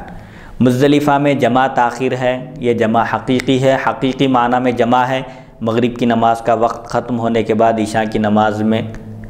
نماز کے وقت میں پہلے مغرب پڑھنا، جماعت کے ساتھ پڑھنا، ادا پڑھنا، قضا نہیں، اور اس کے ساتھ ہی پھر عشاء کی نماز پڑھنا، یہ واجب ہے احناف کے پاس بھی۔ اور حقیقی معنی میں یہ جمع ہے، اس کو جمع تاخیر کہتے ہیں، عشاء کے وقت میں مغرب اور عشاء دونوں نمازوں کو پڑھنا۔ حدثنا محمد بن بشار حدثنا يحيى بن سعيد القطان وحدثنا سفيان الثوري عن ابي اسحاق عن عبد الله بن مالك ان ابن عمر صلى بجمع فجمع بين الصلاتين باقامه وقال رايت رسول الله صلى الله عليه وسلم فعل مثل هذا في هذا المكان۔ عبداللہ بن مالک سے روایت ہے کہ حضرت ابن عمر رضی اللہ عنہما نے مزدلفہ میں 2 نمازیں ایک ہی اقامت سے پڑھائی اور فرمایا میں نے نبی کریم صلی اللہ علیہ وسلم کو اس مقام پر ایسے ہی کرتے دیکھا ہے۔ یعنی مزدلفہ میں مغرب اور عشاء کو ایک ساتھ ملا کر پڑھنا ہے۔ مغرب کی نماز کا وقت ہو جائے تو راستے میں رکنے کی ضرورت نہیں ہے، پڑھنے کی ضرورت نہیں ہے، مزدلفہ پہنچ جائیں، مزدلفہ پہنچنے تک عشاء کا وقت ہو جاتا ہے، عشاء کے وقت میں مغرب اور عشاء دونوں نمازوں کو ملا کر پڑھنا ہے، ایک اقامت سے دونوں نمازیں پڑھی جائے گی۔ حدیث نمبر 871 حدثنا محمد بن بشار حدثنا يحيى بن سعيد عن اسماعيل بن ابي خالد عن ابي اسحاق عن سعيد بن جبير عن ابن عمر عن النبي صلى الله عليه وسلم مثله قال محمد بن بشار قال يحيى والصواب وحديث سفيان وفي الباب عن علي وابي ايوب وعبد الله بن مسعود وجابر واسامه بن زيد قال وإسحاق حديث ابن عمر بروايه سفيان صح من روايه اسماعيل بن ابي خالد وحديث سفيان حديث حسن صحيح قال وروى اسرائيل هذا الحديث عن ابي اسحاق عن عبد الله وخالد ابن مالك عن ابن عمر وحديث سعيد بن جبير عن ابن عمر هو حديث حسن صحيح ايضا رواه سلمة بن كهيل عن سعيد بن جبير واما واسحاق فانما روى عن عبد الله وخالد ابن مالك عن ابن حجر والعمل على هذا عند اهل العلم انه لا يصلي صلاة المغرب دون جمع فاذا اتى جمعا وهو المزدلفة جمع بين الصلاتين بإقامة واحدة ولم يتطوع فيما بينهما وهو الذي اختاره بعض أهل العلم وذهبوا إليه وهو قول سفيان الثوري قال سفيان الثوري قال سفيان وإن شاء صلى المغرب ثم تعشى ووضع ثيابه ثم قام فصلى العشاء وقال بعض أهل العلم يجمع بين المغرب والعشاء بالمزدلفة بأذان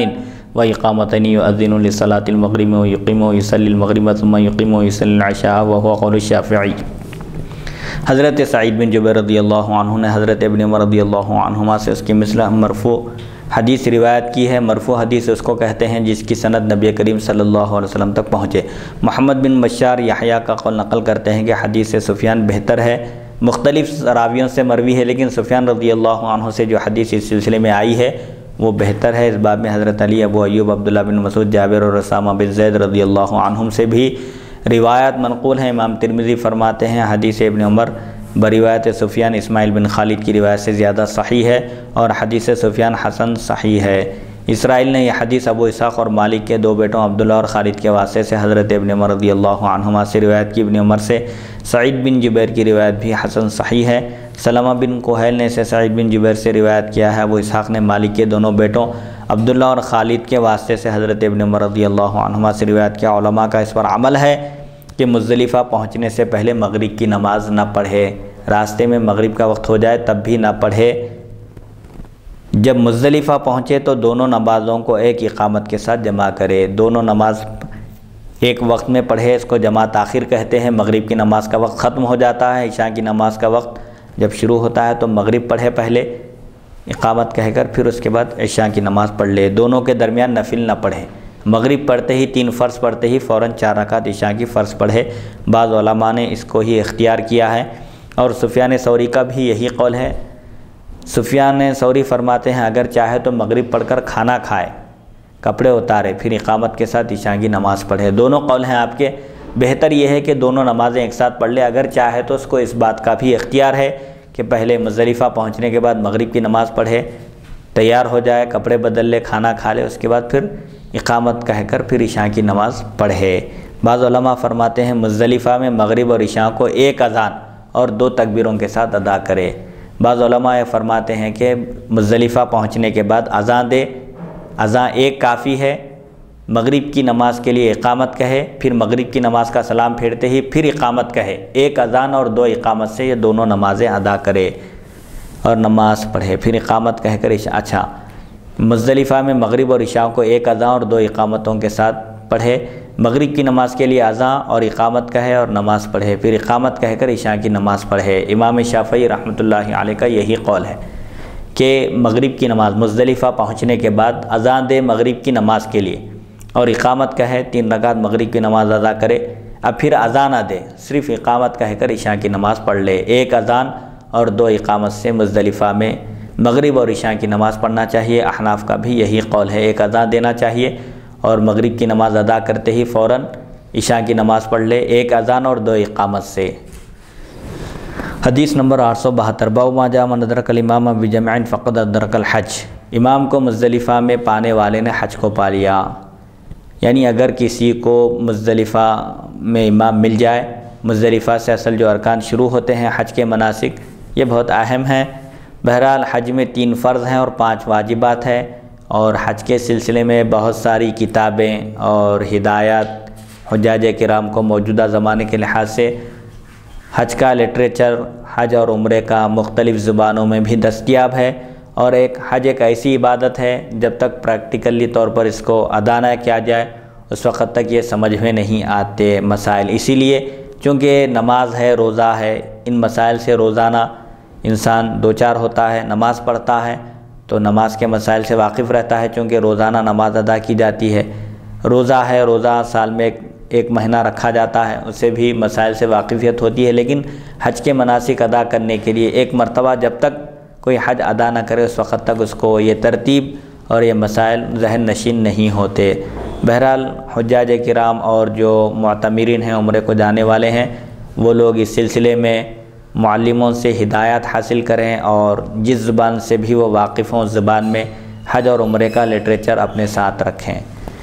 حدثنا محمد بن بشار قال حدثنا يحيى بن سعيد وعبد الرحمن بن مهدي قال حدثنا سفيان بن بكير بن عطاء عن عبد الرحمن بن عمرو ان ناس من اهل نجد اتوا رسول الله صلى الله عليه وسلم وهو بعرفه فسالوه فامر مناديا فنادى الحج عرفة من جاء ليلة جمع قبل طلوع الفجر فقد أدرك الحج أيام منها 3 فمن تعجل في يوم فلا إثم عليه ومن تأخر فلا إثم عليه قال محمد وزاد يحيى وأردف رجلا فنادى به۔ عبد الرحمن بن عمرو رضی اللہ عنہ سے روایت ہے کہ نجد کے چند آدمی نبی کریم صلی اللہ علیہ وسلم کی خدمت اقدس میں حاضر ہوئے، اس حال میں کہ آپ اس وقت عرفہ میں تھے۔ ان لوگوں نے آپ سے پوچھا تو آپ نے منادی کو حکم فرمایا اور منادی نے، پکارنے والے نے اعلان کیا حج عرفہ ہے۔ حج نام ہے دراصل میدان عرفہ میں ٹھہرنے کا، کیونکہ میدان عرفہ میں ٹھہرنا، وقوف عرفہ حج کا یہ اعظم ترین رکن ہے، سب سے بڑا رکن ہے۔ اگر یہ رکن مل جائے تو حج ادا ہو گیا، اور خدا نخواستہ یہ رکن چھوٹ جائے تو پھر حج کی قضا اگلے سال لازم ہے، حج ادا نہیں ہوگا وقوف عرفہ کے بغیر۔ اسی لیے منادی کو آپ نے فرمایا کہ تم اعلان کر دو حج نام ہے عرفہ کا۔ جو آدمی مزدلفہ کی رات، مزدلفہ کی شب صبح ہونے سے پہلے آ جائے یقیناً اس نے حج کو پا لیا۔ مینا کے 3 دن ہیں، جو جلدی کرتے ہوئے 2 دنوں کے بعد واپس آ گیا تو اس پر کوئی گناہ نہیں، اور جو ٹھہرا رہا اس پر بھی کوئی گناہ نہیں۔ مینا کے جملہ 3 دن ہے، اگر کوئی جلدی کرے، جلدی پہنچ جائے مینا میں اس کے دنوں میں، ابتدائی 2 دنوں میں تو بہتر ہے، اس کے لیے اچھا ہے۔ اگر کسی سے دیر بھی ہو جائے تو کوئی حرج، کوئی گناہ نہیں ہے۔ بہرحال 3 دن کے اندر اس کو وہاں پہنچ جانا چاہیے۔ محمد بن بشار کہتے ہیں یحییٰ کی روایت میں الفاظ زائد ہیں کہ آپ نے ایک آدمی کو سواری پر اپنے پیچھے بٹھایا اور اس نے اعلان کیا۔ ایک روایت میں یہ ہے کہ ایک صحابی کو روانہ کیا گیا اور انہوں نے اعلان کیا، اور ایک روایت میں ہے کہ خود حضور صلی اللہ علیہ وسلم نے ایک صاحب کو اپنی سواری پر پیچھے بٹھا لیا اور ان کو حکم دیا کہ وہ اعلان کریں کہ حج نام ہے عرفہ میں ٹھہرنے کا، وقوف عرفہ ہی حج ہے دراصل۔ حدیث نمبر 853 حدثنا ابن ابی عمر حدثنا سفیان بن عیینہ عن سفیان الثوری عن بکیر بن عطاء عن عبد الرحمن بن یعمر عن النبی صلی اللہ علیہ وسلم نحوه بمعناه قال قال ابن ابی عمر قال سفیان بن عیینہ وهذا اجود حدیث رواه سفیان الثوری قال ويسوى العمل على حدیث عبد الرحمن بن یعمر عند اهل العلم من اصحاب النبي صلی اللہ علیہ وسلم وغيرهم انه من لم يقف بعرفات قبل طلوع الفجر فقد فاته الحج ولا يجزئ عنه ان جاء بعد فاته الحج ولا يجزئ عنه ان جاء بعد طلوع الفجر ويجعلها عمرة وعليه الحج من قابل وهو قول الثوري والشافعي وأحمد وإسحاق وقد روى شعبة بكر بن عطاء نحو حديث الثوري قال سمعت الجارود يقول سمعت وكيعا روى هذا الحديث فقال هذا الحديث أم المناسك۔ ابن ابی عمر نے بواسطہ سفیان بن عیینہ، سفیان ثوری اور بکیر بن عطاء عبد الرحمن بن یعمر سے اسی کے ہمانہ حدیث مرفوعاً نقل کی۔ ابن ابی عمر نے سفیان بن عیینہ کا قول نقل کیا کہ نہایت عمدہ حدیث ہے اس باب میں مناسک حج میں کہ حج نام ہے دراصل وقوف عرفہ کا، کیونکہ وقوف عرفہ حج کا عظیم ترین رکن ہے۔ سفیان ثوری نے اسے روایت کیا۔ امام ترمذی فرماتے ہیں صحابہ کرام اور تابعین کا عبد الرحمن بن یعمر کی حدیث پر عمل ہے کہ جو آدمی صبح ہونے سے پہلے عرفات میں نہ ٹھہرا اس کا حج چھوٹ گیا، فوراً فجر کی نماز کے ساتھ ہی عرفہ کو روانہ ہونا ہے۔ اگر کسی سے وقوف عرفہ چھوٹ جائے تو اس کا حج نہیں ہوا، صبح کے بعد آئے تو حج نہ ہوگا، اس کو عمرہ بنانا چاہیے۔ اب وہ حج کی شکل نہیں رہی، وہ عمرہ ہو جائے گا، البتہ اگلے سال اس کے بعد والے سال پھر دوبارہ حج کرے، اس حج کی قضا اس پر لازم ہے۔ سفیان ثوری، امام شافعی، امام احمد اور امام اسحاق رحمہ اللہ کا یہی قول ہے۔ شعبہ نے بکیر بن عطاء سے حدیث ثوری کی مثل حدیث روایت کی ہے۔ امام ترمذی فرماتے ہیں میں نے جارود سے سنا، وہ وکی سے نقل کرتے ہیں کہ انہوں نے یہ حدیث روایت کی اور کہا کہ یہ حدیث ام المناسک ہے، مسائل حج کی اصل بنیاد ہے کہ حج دراصل وقوف عرفہ کا نام ہے۔ اگر کسی سے وقوف چھوٹ گیا، عرفہ میں کوئی نہ ٹھہر سکے تو اس کا حج ادا نہیں ہوگا، اس کو پھر اگلے سال حج کی قضا اس پر لازم ہے، اگلے سال حج کرنا اس کو ضروری ہے۔ حدیث نمبر 874 حدثنا ابن ابی عمر حدثنا سفیان عن داود بن ابی ہند و اسماعیل بن ابی خالد و زکریا بن ابی زائدۃ عن شعبی عن عروۃ بن مدرس بن اوس بن حارثۃ بن لام الطائی قال اتيت رسول الله صلى الله عليه وسلم بالمزدلفة حين خرج الى الصلاة فقلت يا رسول الله اني جئت من جبل طي اكللت راحلتي واتعبت نفسي والله ما تركت من جبل الا وقفت عليه فهل لي من حج؟ فقال رسول الله صلى الله عليه وسلم من شهد صلاتنا هذه ووقف معنا حتى يدفع وقد وقف بعرفة قبل ذلك ليلا ونهارا فقد تم حجه وقضى تفثه قال هذا حديث حسن صحيح۔ عروہ بن مدرس بن اوس بن حارثہ بن لام طائی، قبیلے طائی کے یہ رہنے والے تھے صاحب، ان سے مروی ہے، فرماتے ہیں میں نبی کریم صلی اللہ علیہ وسلم کی خدمت اقدس میں مزدلفہ میں حاضر ہوا۔ جب میں آپ کی خدمت میں پہنچا تو آپ مزدلفہ میں تھے۔ جب آپ نماز کے لیے تشریف لے گئے تو میں نے عرض کیا یا رسول اللہ صلی اللہ علیہ وسلم میں طے کے 2 پہاڑوں سے آیا ہوں، میں نے بہت دور دراز سے میں حاضر ہوا ہوں، میں نے اپنی سواری کو تھکا دیا اور اپنے آپ کو مشقت میں ڈالا، یعنی مسلسل سفر کرتے ہوئے رکے بغیر آیا میں، جس کی وجہ سے میں تھک گیا ہوں، میں اپنے آپ کو مشقت میں ڈال کر میں یہاں پہنچا۔ خدا کی قسم میں نے کوئی پہاڑ نہیں چھوڑا جس پر میں نہ ٹھہرا ہوں، جو بھی پہاڑ مجھے راستے میں ملا میں وہاں پر وقوف کیا، تو کیا میرا حج ادا ہو گیا؟ وقوف عرفہ لازم ہے۔ تو وہ صحابی پوچھتے ہیں میں بہت دور دراز کا سفر کر کے حاضر ہوا ہوں، جو بھی پہاڑ آیا ہے مجھے معلوم نہیں، لیکن میں اس پہاڑ پر وقوف کیا، ٹھہرا، تو کیا میرا حج ادا ہو گیا؟ تو رسول اللہ صلی اللہ علیہ وسلم نے فرمایا جس نے ہماری اس وقت کی نماز میں شرکت کی، مزدلفہ میں جو نماز ادا کی جاتی ہے وہاں جو شریک ہو گیا اور واپس جانے تک ہمارے پاس ٹھہرا رہا، اس سے پہلے 1 رات دن عرفات میں ٹھہرا تو اس کا حج ادا ہو گیا۔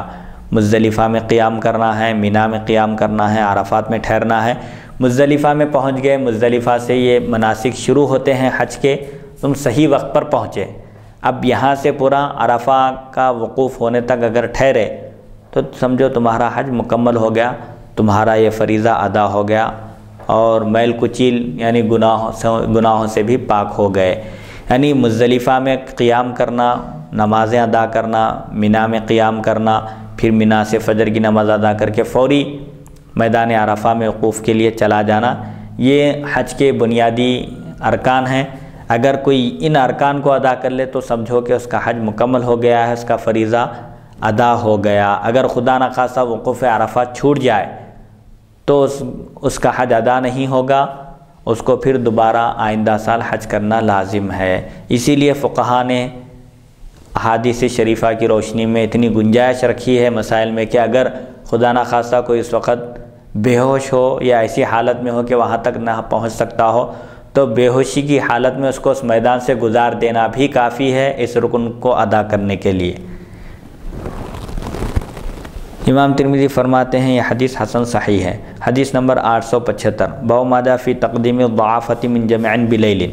مزدلفہ سے کمزور لوگوں کو پہلے بھیج دینا چاہیے۔ بوڑھے لوگ ہیں، ضعیف لوگ ہیں، کمزور ہیں، جسمانی اعتبار سے وہ بھاگ دوڑ نہیں کر سکتے، جلدی نہیں کر سکتے، تو ایسے لوگوں کو رات میں ہی روانہ کر دینا چاہیے۔ حدثنا قتیبۃ حدثنا حماد بن زید عن ایوب عن کریمہ عن ابن عباس قال بعثني رسول الله صلی اللہ علیہ وسلم في ثقل من جمع بلیل وفي الباب عن عائشة وام حبیبة واسماء والفضل قال وصح حدیث ابن عباس بعثني رسول الله صلی اللہ علیہ وسلم في ثقل من جمع بلیل حدیث صحیح روی عنه من غیر وجہ وروى شعبة هذا الحديث عن مشاش عن عطاء عن ابن عباس عن الفضل ابن عباس ان النبي صلی اللہ علیہ وسلم قدم ضعافة اهله من جمع بلیل وهذا الحديث خطأ اخطأ فيه مشاش وزاد فيه عن الفضل ابن عباس وروى ابن جريج وغيره هذا الحديث عن عطاء عن ابن عباس ولم يذكر فيه عن الفضل ابن عباس۔ حضرت ابن عباس رضی اللہ عنہما سے مروی ہے نبی کریم صلی اللہ علیہ وسلم نے انہیں مزدلفہ سے مسافروں کا سامان دے کر اپنے عیال کے ساتھ رات کو پہلے ہی بھیج دیا، مینا کی طرف آپ نے روانہ کر دیا۔ ساز و سامان ہے، سفر کا جو سامان ہے ساتھ میں وہ لے کر سب ان لوگوں کو لے کر وہاں پہنچ جاؤ۔ اس باب میں حضرت عائشہ ام حبیبہ اسماء اور فضل ابن عباس رضی اللہ عنہم سے بھی روایات مذکور ہیں۔ امام ترمذی فرماتے ہیں ابن عباس رضی اللہ عنہما کی حدیث صحیح ہے اور ان سے کئی سندوں سے مروی ہے۔ شعبہ نے یہ حدیث بواس سے مشاش عطا اور ابن عباس حضرت فضل ابن عباس سے روایت کی کہ نبی کریم صلی اللہ علیہ وسلم نے اپنے کمزور اہل و عیال کو مزدلفہ سے پہلے ہی رات کو بھیج دیا۔ آپ نے مزدلفہ سے مینا کی طرف روانہ ہونا تھا،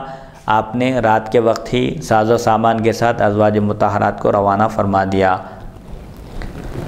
اس حدیث میں مشاش سے خطا ہوئی اور فضل بن عباس کا واسطہ انہوں نے اضافہ کر دیا، حالانکہ یہ واسطہ نہیں ہے بیچ میں۔ ابن جریج وغیرہ نے اس حدیث کو بواسطہ عطا حضرت ابن عباس رضی اللہ عنہما سے روایت کیا، اس میں فضل بن عباس کا ذکر نہیں ہے۔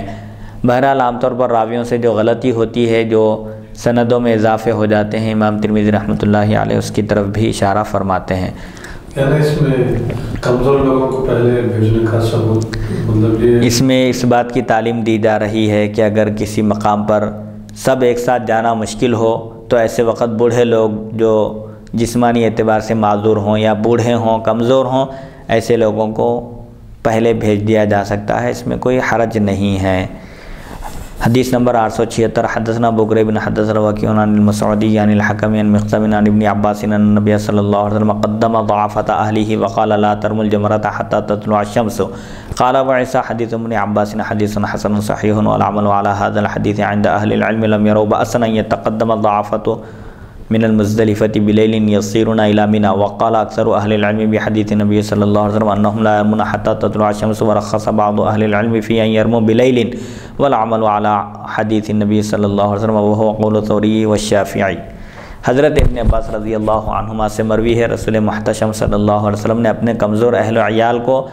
پہلے روانہ فرما دیا اور فرمایا سورج نکلنے سے پہلے کنکریاں نہ مارنا۔ پہلے روانہ کرنے کا مطلب یہ نہیں ہے کہ جاتے ہی وہاں پر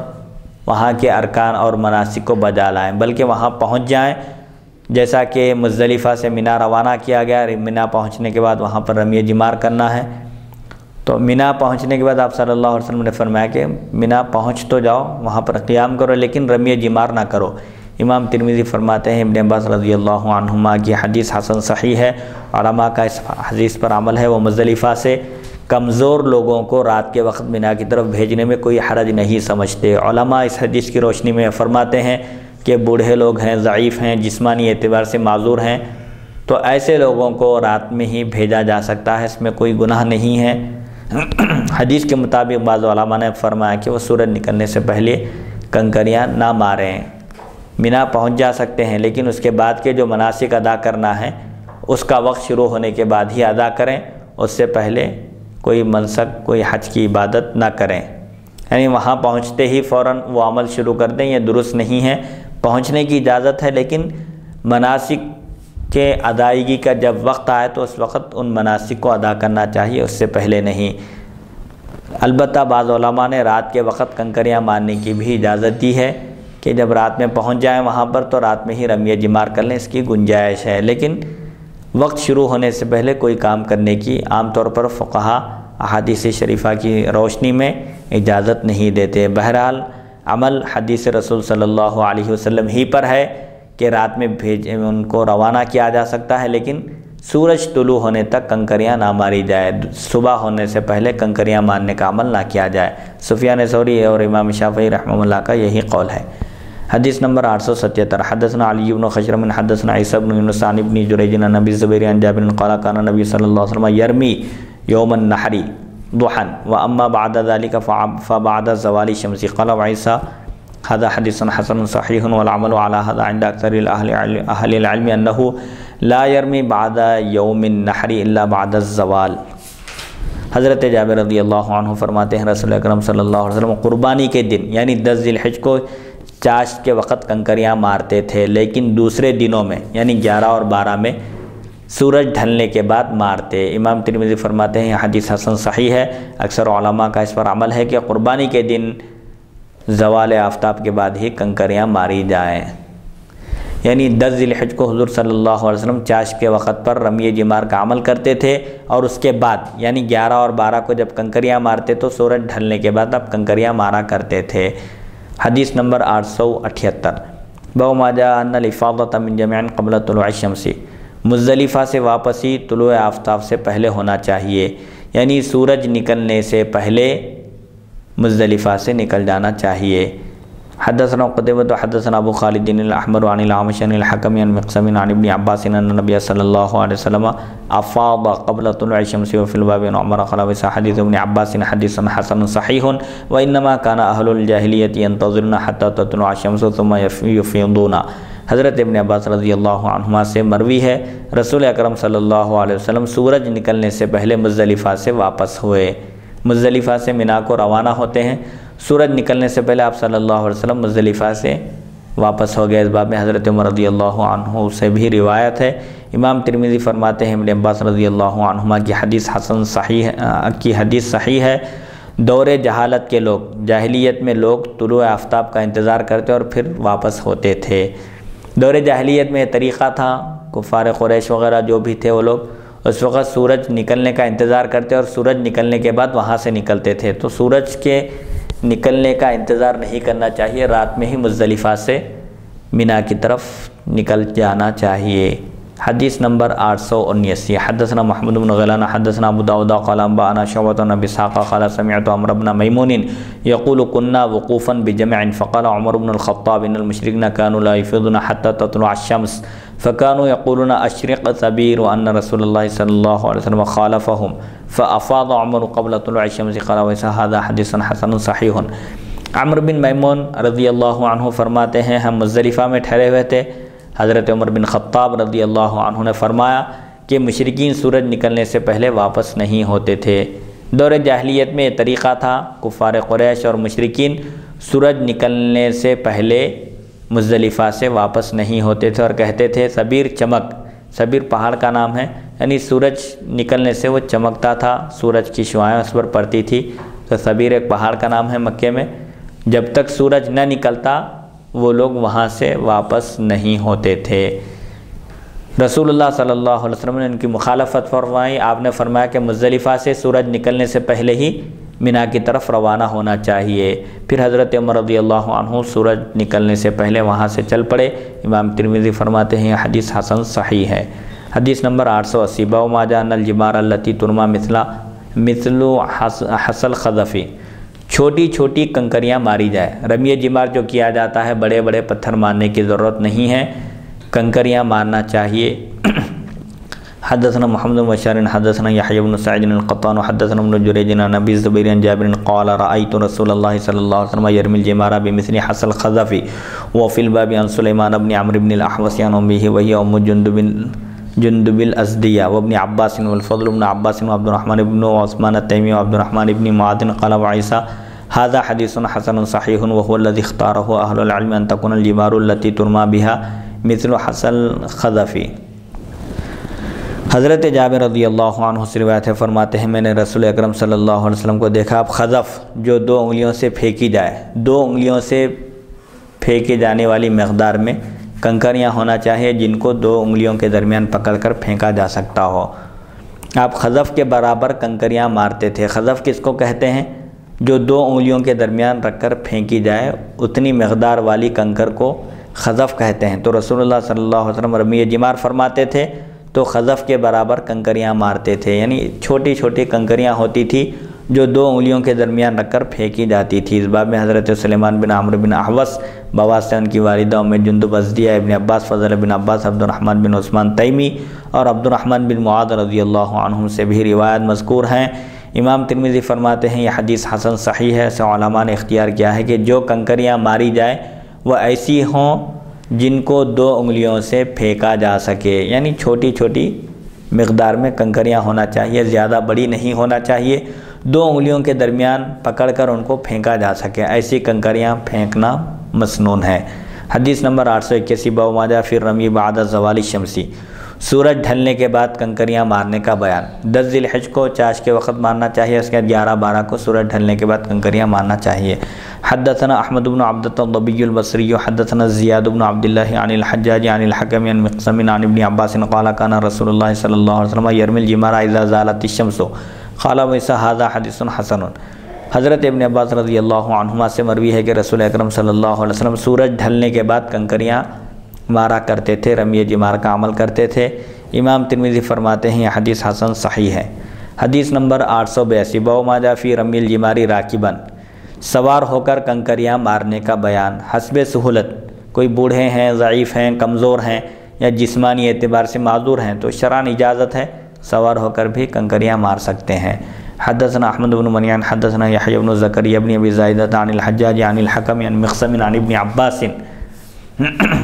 ان نبی صلی اللہ علیہ وسلم رمى الجمرة یوم النحر راکبا وفی الباب عن جابر وقدامة بن عبد الله وام سلیمان بن عمرو بن الاحوص قال ویسا حدیث ابن عباس حدیث حسن والعمل علیہ عند بعض اہل العلم واختار بعضهم ان يمشي الى الجبار ووجه الحديث عندنا انه ركب في بعض الايام ليقتدى به في فعله وكلا الحديثين مستعمل عند اهل العلم، یعنی کنکریاں سوار ہو کر بھی ماری جا سکتی ہیں اور پیدل جا کر بھی، معاملے میں گنجائش ہے۔ رسول اکرم صلی اللہ علیہ وسلم کبھی سوار ہو کر رمی جمار کیے تاکہ لوگ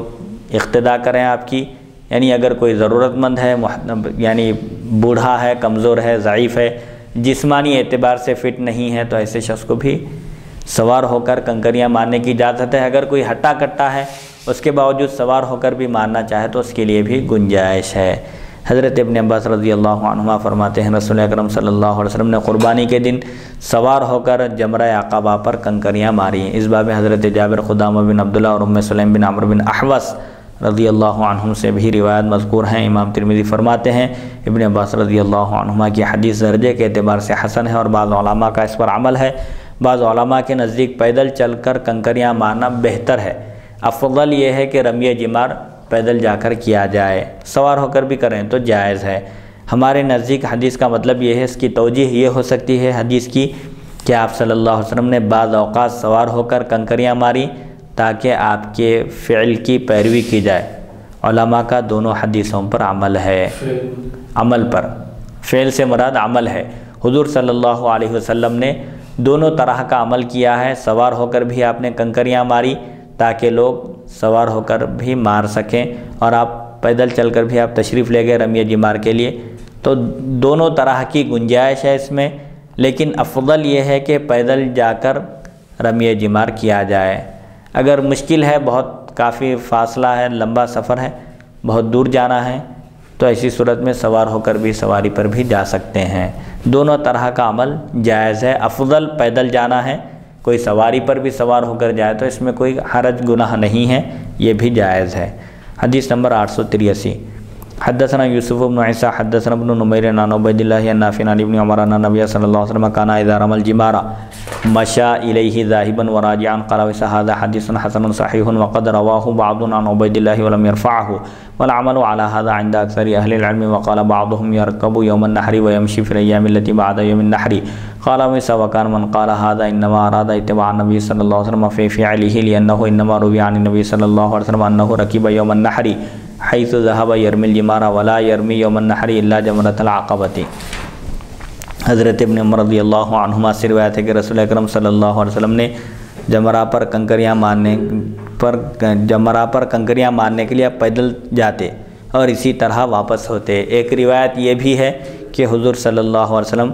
رمی جمار کے لیے پیدل تشریف لے جاتے اور پیدل واپس ہوتے۔ امام ترمذی فرماتے ہیں یہ حدیث حسن صحیح ہے۔ بعض محدثین نے اسے عبید اللہ سے غیر مرفوع بیان کیا، یعنی اس کی سند صرف صحابی تک پہنچائی، نبی کریم صلی اللہ علیہ وسلم تک نہیں پہنچائی۔ اکثر علماء کا اس پر عمل ہے۔ بعض علماء فرماتے ہیں قربانی کے دن سوار ہو کر اور باقی دنوں میں پیدل کنکریاں مارے۔ یوم النحر 10 ذی الحجہ کے دن سوار ہو کر جائے کنکریاں مارنے کے لیے، البتہ اس کے بعد والے دن 11 اور 12 کو پیدل جا کر کنکریاں مارے۔ امام ترمذی فرماتے ہیں جس نے یہ کہا گویا کہ اس نے نبی کریم صلی اللہ علیہ وسلم کی سنت کی پیروی کا خیال کیا کہ آپ 10 ذی الحجہ کے دن سواری پر سوار ہو کر تشریف لے گئے تھے، سنت کی پیروی ہوگی۔ بہرحال دونوں طرح کے عمل کی گنجائش ہے، کیونکہ آپ صلی اللہ علیہ وسلم سے مروی ہے کہ آپ نے قربانی کے دن سوار ہو کر کنکریاں ماری۔ قربانی کے دن صرف جمرہ عقبہ پر کنکریاں ماری جاتی ہیں، تو قربانی کے دن یعنی 10 ذی الحجہ کے دن جو کنکریاں ماری جاتی ہیں اس وقت رسول اللہ صلی اللہ علیہ وسلم سواری پر سوار ہو کر تشریف لے گئے تھے۔ بہرحال اسی لیے بعض علماء فرماتے ہیں کہ قربانی کے دن یعنی 10 ذی الحجہ کو سوار ہو کر کنکریاں مارے اور 11 اور 12 کو پیدل جائے، اور بعض کہتے ہیں کہ بھائی دونوں طرح کا بھی عمل کرنے میں سنت کی پیروی ہے، کیونکہ حضور صلی اللہ علیہ وسلم سے دونوں طرح کا عمل ثابت ہے، آپ سوار ہو کر بھی تشریف لے گئے اور پیدل بھی تشریف لے گئے۔ حدیث نمبر 884، بابن کیف ترمل الجمار، کنکریاں کس طرح ماری جائیں، کنکریاں مارنے کا طریقہ کیا ہے۔ حدثنا یوسف بن عیسیٰ حدثنا وکیع حدثنا المسعودی عن جامع بن شداد ابی صخرۃ عن عبد الرحمن بن یزید قال لما اتى عبد الله جمرۃ العقبہ استبطن الوادی واستقبل الكعبۃ وجعل يرمي الجمرۃ على حاجبه الايمن ثم رمى ب7 حصيات يكبر مع كل حصاة ثم قال والله الذي لا اله غيره من ها هنا رمى الذي انزلت عليه سورۃ البقرہ۔ حضرت عبد الرحمن بن زید فرماتے ہیں کہ جب حضرت عبداللہ جمرہ عقبہ پر آئے تو وادی کے درمیان قبلہ رخ ہو کر کھڑے ہوئے۔ کنکریاں مارنے کا طریقہ بتایا جا رہا ہے کہ جمرہ عقبہ پر جو کنکریاں ماری جاتی ہیں، جب جمرہ عقبہ کے پاس یہ صحابی حضرت عبداللہ تشریف لائے تو وادی کے بیچ میں قبلے کی طرف رخ کر کے کھڑے ہو گئے اور اپنی دائیں جانب سے کنکریاں مارنے لگے، سیدھے ہاتھ کی طرف سے کنکریاں مارنے لگے۔ 7 کنکریاں انہوں نے ماری، ہر کنکری کے ساتھ اللہ اکبر کہتے رہے۔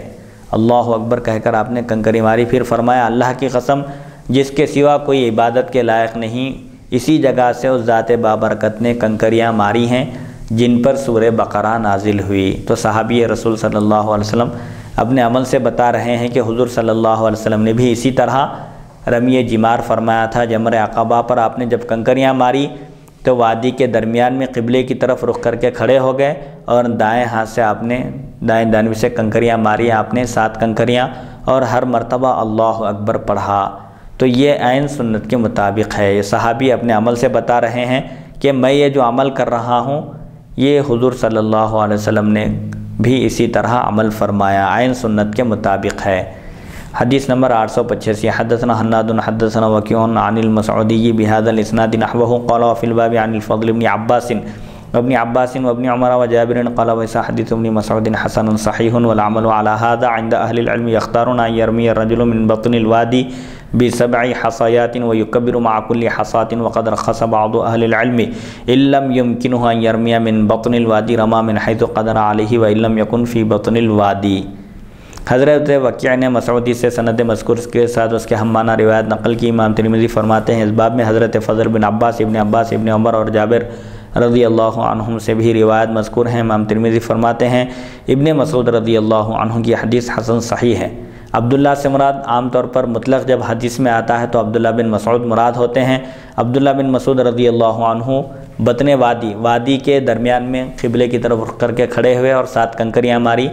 تو ابن مسعود رضی اللہ عنہما کی حدیث حسن صحیح ہے اور علماء کا اس پر عمل ہے۔ وہ اس بات کو پسند کرتے ہیں کہ آدمی بطن وادی سے یعنی وادی کے درمیان سے 7 کنکریاں پھینکے، ہر کنکری کے ساتھ اللہ اکبر کہے۔ بعض علماء نے اجازت دی ہے کہ اگر وسط وادی سے پھینکنا ممکن نہ ہو تو جہاں سے ہو سکے پھینک دے۔ بعض علماء فرماتے ہیں کہ وادی کے درمیان میں کھڑے ہونا اس وقت ضروری ہے جب کھڑے ہونے کی گنجائش ہو یا ممکن ہو۔ اگر ہجوم ہو یہ ممکن نہ ہو تو جہاں بھی کھڑے ہو کر وہ کنکریاں پھینکنا چاہے اس کو اجازت ہے، اگرچہ کہ وہ بطن وادی میں نہ ہو، وادی کے درمیان میں نہ ہو، جہاں سے بھی پھینکنا ممکن ہو کنکریاں وہاں سے پھینکے، اس کی بھی اجازت اور گنجائش ہے۔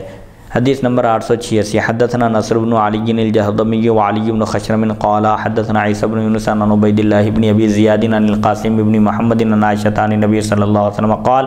انما جعل رمی الجمار والسعی بین الصفا والمروۃ لاقامۃ ذکر اللہ قال وهذا حدیث حسن صحیح۔ حضرت عائشہ صدیقہ رضی اللہ عنہا سے مروی ہے نبی کریم صلی اللہ علیہ وسلم نے ارشاد فرمایا رمی جمار کنکریاں مارنا اور صفا اور مروہ کے درمیان دوڑنا اللہ تعالیٰ کی یاد قائم کرنے کے لیے مقرر کیے گئے ہیں۔ یہ رمی جمار کا مقصد کیا ہے اور صفا اور مروہ کے درمیان دوڑنے کا مقصد کیا ہے؟ محض اللہ کے ذکر کو قائم کرنا ہے۔ رمی جمار کر رہے ہیں، شیطان کو کنکریاں مار رہے ہیں اللہ کی خوشنودی حاصل کرنے کے لیے، اور صفا اور مروہ کے درمیان دوڑ رہے ہیں، ذکر کر رہے ہیں اس دوران۔ تو یہ جو عمل ہے رمی جمار کا، کنکریاں مارنے کا اور صفا اور مروہ کے درمیان دوڑنے کا عمل، محض اللہ تعالیٰ کی یاد کو قائم کرنے کے لیے یہ دونوں عمل مقرر کیے گئے ہیں، لہذا اس میں کثرت سے اللہ کا ذکر کرنا چاہیے۔ حدیث نمبر 887 باب ما جاء فی کراہیت طرد الناس عند رمی الجمار، کنکریاں مارتے وقت لوگوں کو ہٹانا، دھتکارنا، ڈھکیلنا مکروہ ہے۔ حدثنا احمد بن منیان حدثنا مروان بن معاویہ عن ایمن بن نابل عن قدامة بن عبد الله قال رأيت النبي صلى الله عليه وسلم يرمي الجمار على ناقة ليس ضرب ولا طرد ولا إليك وفي الباب عن عبد الله بن حنظلة قال وسا حديث قدامة بن عبد الله حديث حسن صحيح وإنما يعرف هذا الحديث من هذا الوجه وهو حديث حسن صحيح وأيمن بن نابل هو ثقة عند أهل الحديث۔ حضرت قدامہ بن عبداللہ رضی اللہ عنہ سے مروی ہے، فرماتے ہیں میں نے نبی کریم صلی اللہ علیہ وسلم کو اونٹنی پر بیٹھے کنکریاں مارتے دیکھا حجۃ الوداع کے موقع پر یا حج کے موقع پر۔ حضور صلی اللہ علیہ وسلم کو میں نے رمی جمار کرتے ہوئے دیکھا، نہ تو وہاں مارنا تھا، نہ ادھر ادھر کرنا تھا، اور نہ یہ کہ ایک طرف ہو جاؤ۔ حضور صلی اللہ علیہ وسلم رمی جمار کر رہے تھے، پرسکون انداز میں، وقار کے ساتھ، اطمینان کے ساتھ آپ اس عمل کو انجام دے رہے تھے، اور وہاں پر نہ اونٹوں کو مارا جا رہا تھا، نہ لوگوں کو ڈھکیلا جا رہا تھا، اور نہ ہی یہ کہا جا رہا تھا کہ ایک طرف بازو ہٹ جاؤ، جیسا کہ عام طور پر سیاسی لیڈرز ہوتے ہیں، کوئی بڑے لوگ آتے ہیں تو لوگوں کو ہٹا دیا جاتا ہے، ڈھکیل دیا جاتا ہے۔ حضور صلی اللہ علیہ وسلم نے رمی جمار کا عمل فرمایا، لیکن آپ نے ایسا نہیں کیا، نہ کسی کو ہٹایا گیا، نہ کسی کو ڈھکیلا گیا، نہ کسی کو ایک طرف ہٹنے کے لیے کہا گیا۔ امام ترمذی اس باب میں حضرت عبداللہ بن حنظلہ رضی اللہ عنہ سے بھی روایت مذکور ہے۔ امام ترمذی فرماتے ہیں حدیث قدامہ بن عبداللہ حسن صحیح ہے، یہ حدیث صرف اسی سند سے مشہور ہے اور یہ حدیث حسن صحیح ہے۔ ایمن بن نابل محدثین کے نزدیک قابل بھروسہ ہیں۔ حدیث نمبر 888 باب ما جاء فی الاشتراک فی البدنۃ والبقرۃ، اونٹ اور گائے میں شرکت کا بیان۔ قربانی میں جس طرح اونٹ اور گائے میں 7 حصے کیے جاتے ہیں، ایسے ہی حج کے موقع پر بھی قربانی میں اگر کسی کو بکرا قربانی دینے کی گنجائش نہ ہو تو اس میں بھی حصہ لیا جا سکتا ہے۔ حدثنا قتيبة حدثنا مالك بن انس عن ابي الزبير عن جابر قال نحرنا مع رسول الله صلى الله عليه وسلم عام الحديبية البقرة عن 7 والبدنة عن 7 وفي الباب عن ابن عمر وابي هريرة وعائشة وابن عباس قال ويس حديث جابر حديث حسن صحيح والعمل على هذا عند اهل العلم من اصحاب النبي صلى الله عليه وسلم وغيرهم يرون الجزور عن 7 والبقرة عن 7 وهو قول سفيان الثوري والشافعي واحمد وروي عن ابن عباس عن النبي صلى الله عليه وسلم أن البقرة عن 7 والجزور عن 10 وهو قول إسحاق واحتج بهذا الحديث وحديث ابن عباس إنما نعرفه من وجه واحد۔ حضرت جابر رضی اللہ عنہ فرماتے ہیں صلح حدیبیہ کے موقع پر ہم نے رسول اکرم صلی اللہ علیہ وسلم کے ساتھ 7 آدمیوں کی طرف سے گائے اور 7 آدمیوں کی طرف سے اونٹ کی قربانی دی۔ صلح حدیبیہ سن 6 ہجری میں پیش آئی۔ حضور صلی اللہ علیہ وسلم صحابہ کرام کے ساتھ عمرے کے ارادے سے احرام باندھ کر مکہ مکرمہ تشریف لائے۔ جب قریب پہنچے کفار قریش کو اطلاع ملی تو انہوں نے عمرہ کرنے سے روک دیا اور کہا کہ آپ لوگ آئندہ سال عمرہ کرنے آئیں۔ تو اس موقع پر بہرحال صحابہ کرام حضور صلی اللہ علیہ وسلم بھی احرام اتار دیے اور قربانی دیے۔ تو صحابہ کرام بھی قربانی دیے، گائے تھی ساتھ میں اور بدنہ یعنی اونٹ تھے، تو ایک گائے میں 7 افراد حصہ لیے اور اسی طرح ایک اونٹ میں 7 افراد کی طرف سے قربانی کی گئی۔ اس باب میں حضرت ابن عمر، ابو ہریرہ، عائشہ اور ابن عباس رضی اللہ عنہم سے بھی روایات مذکور ہیں۔ امام ترمذی فرماتے ہیں جابر رضی اللہ عنہ کی حدیث حسن صحیح ہے۔ صحابہ کرام اور تابعین کا اس پر عمل ہے کہ اونٹ اور گائے 7 آدمیوں کی طرف سے کافی ہے۔ اونٹ اور گائے میں اگر قربانی دی جا رہی ہے، چاہے وہ ذی الحج کے موقع پر ہو قربانی کے دن یا حجاج کرام کے لیے ہو، ان کے لیے بھی اس میں وسعت اور گنجائش ہے کہ اونٹ اور گائے میں 7 حصے کیے جا سکتے ہیں۔ سفیان ثوری، امام شافعی اور امام احمد رحمہ اللہ کا یہی قول ہے۔ بواسطہ حضرت ابن عباس رضی اللہ عنہما رسول اکرم صلی اللہ علیہ وسلم سے منقول ہے کہ گائے اور اونٹ 10 آدمیوں کی طرف سے ہے۔ اچھا، گائے 7 آدمیوں کی طرف سے اور اونٹ 10 آدمیوں کی طرف سے قربانی کی جا سکتی ہے اونٹ کی۔ ایسے مختلف اقوال آئے ہیں۔ امام اسحاق کا یہی قول ہے کہ اگر گائے ہو تو 7 افراد اس میں شریک ہو سکتے ہیں اور اونٹ ہو تو اس میں 10 حصے کیے جا سکتے ہیں، 10 افراد کی طرف سے قربانی دی جا سکتی ہے۔ لیکن عام طور پر احادیث شریفہ میں 7 ہی کا ذکر ہے کہ گائے میں بھی اگر قربانی دی جا رہی ہے تو صرف 7 حصے کیے جا سکتے ہیں، اس سے زیادہ نہیں۔ اور اونٹ میں بھی اگر قربانی میں شامل ہو رہے ہیں اونٹ کی تو اس میں بھی صرف 7 حصے کیے جا سکتے ہیں۔ ابن عباس رضی اللہ عنہما کی حدیث کو ہم صرف ایک ہی سند سے پہچانتے ہیں۔ صرف ایک فقیہ کا یہ قول ہے اس بعض اقوال کی بنیاد پر کہ گائے میں 7 حصے اور اونٹ میں 10 حصے، بلکہ گائے کے بارے میں بھی کہا جاتا ہے کہ اس میں بھی 10 حصے کیے جا سکتے ہیں۔ لیکن مشہور قول مختلف احادیث شریفہ اور صحابہ کے عمل سے معلوم ہوتا ہے کہ چاہے گائے ہو یا اونٹ، اس میں صرف 7 افراد کی طرف سے قربانی دی جا سکتی ہے۔ حدیث نمبر 859 حدثنا الحسین بن حریث وغیر واحد قالوا حدثنا الفضل بن موسى عن حسين بن واقد عن علباء بن احمر عن عكرمة عن ابن عباس قال كنا مع النبي صلى الله عليه وسلم في سفر فحضر الاضحى فاشتركنا في البقرة 7 وفي الجزور 10 قال هذا حديث حسن غريب وهو حديث حسين بن واقد۔ حضرت ابن عباس رضی اللہ عنہما سے مروی ہے، فرماتے ہیں ہم ایک سفر میں حضور صلی اللہ علیہ وسلم کے ساتھ تھے، اسی دوران قربانی کی عید آ گئی، عید الاضحیٰ آ گئی، تو ہم گائے میں 7 اور اونٹ میں 10 افراد شریک ہوئے۔ امام ترمذی فرماتے ہیں حدیث یعنی حدیث حسین بن واقد غریب ہے، یہ صرف ایک ہی راوی سے مروی ہے۔ صحابہ کرام فرماتے ہیں کہ ایک موقع پر ہم حضور صلی اللہ علیہ وسلم کے ساتھ تھے، ایک سفر میں عید کا موقع آ گیا، دوران سفر عید آ گئی تو ہم گائے میں 7 افراد شریک ہوئے اور اونٹ میں 10 افراد۔ لیکن مشہور قول یہ ہے جو صحابہ کرام سے اور خود حضور صلی اللہ علیہ وسلم سے مروی ہے، عام قاعدہ یہ ہے کہ گائے ہو یا اونٹ، اس میں صرف 7 افراد قربانی میں شریک ہو سکتے ہیں، 7 افراد کی طرف سے قربانی دی جا سکتی ہے،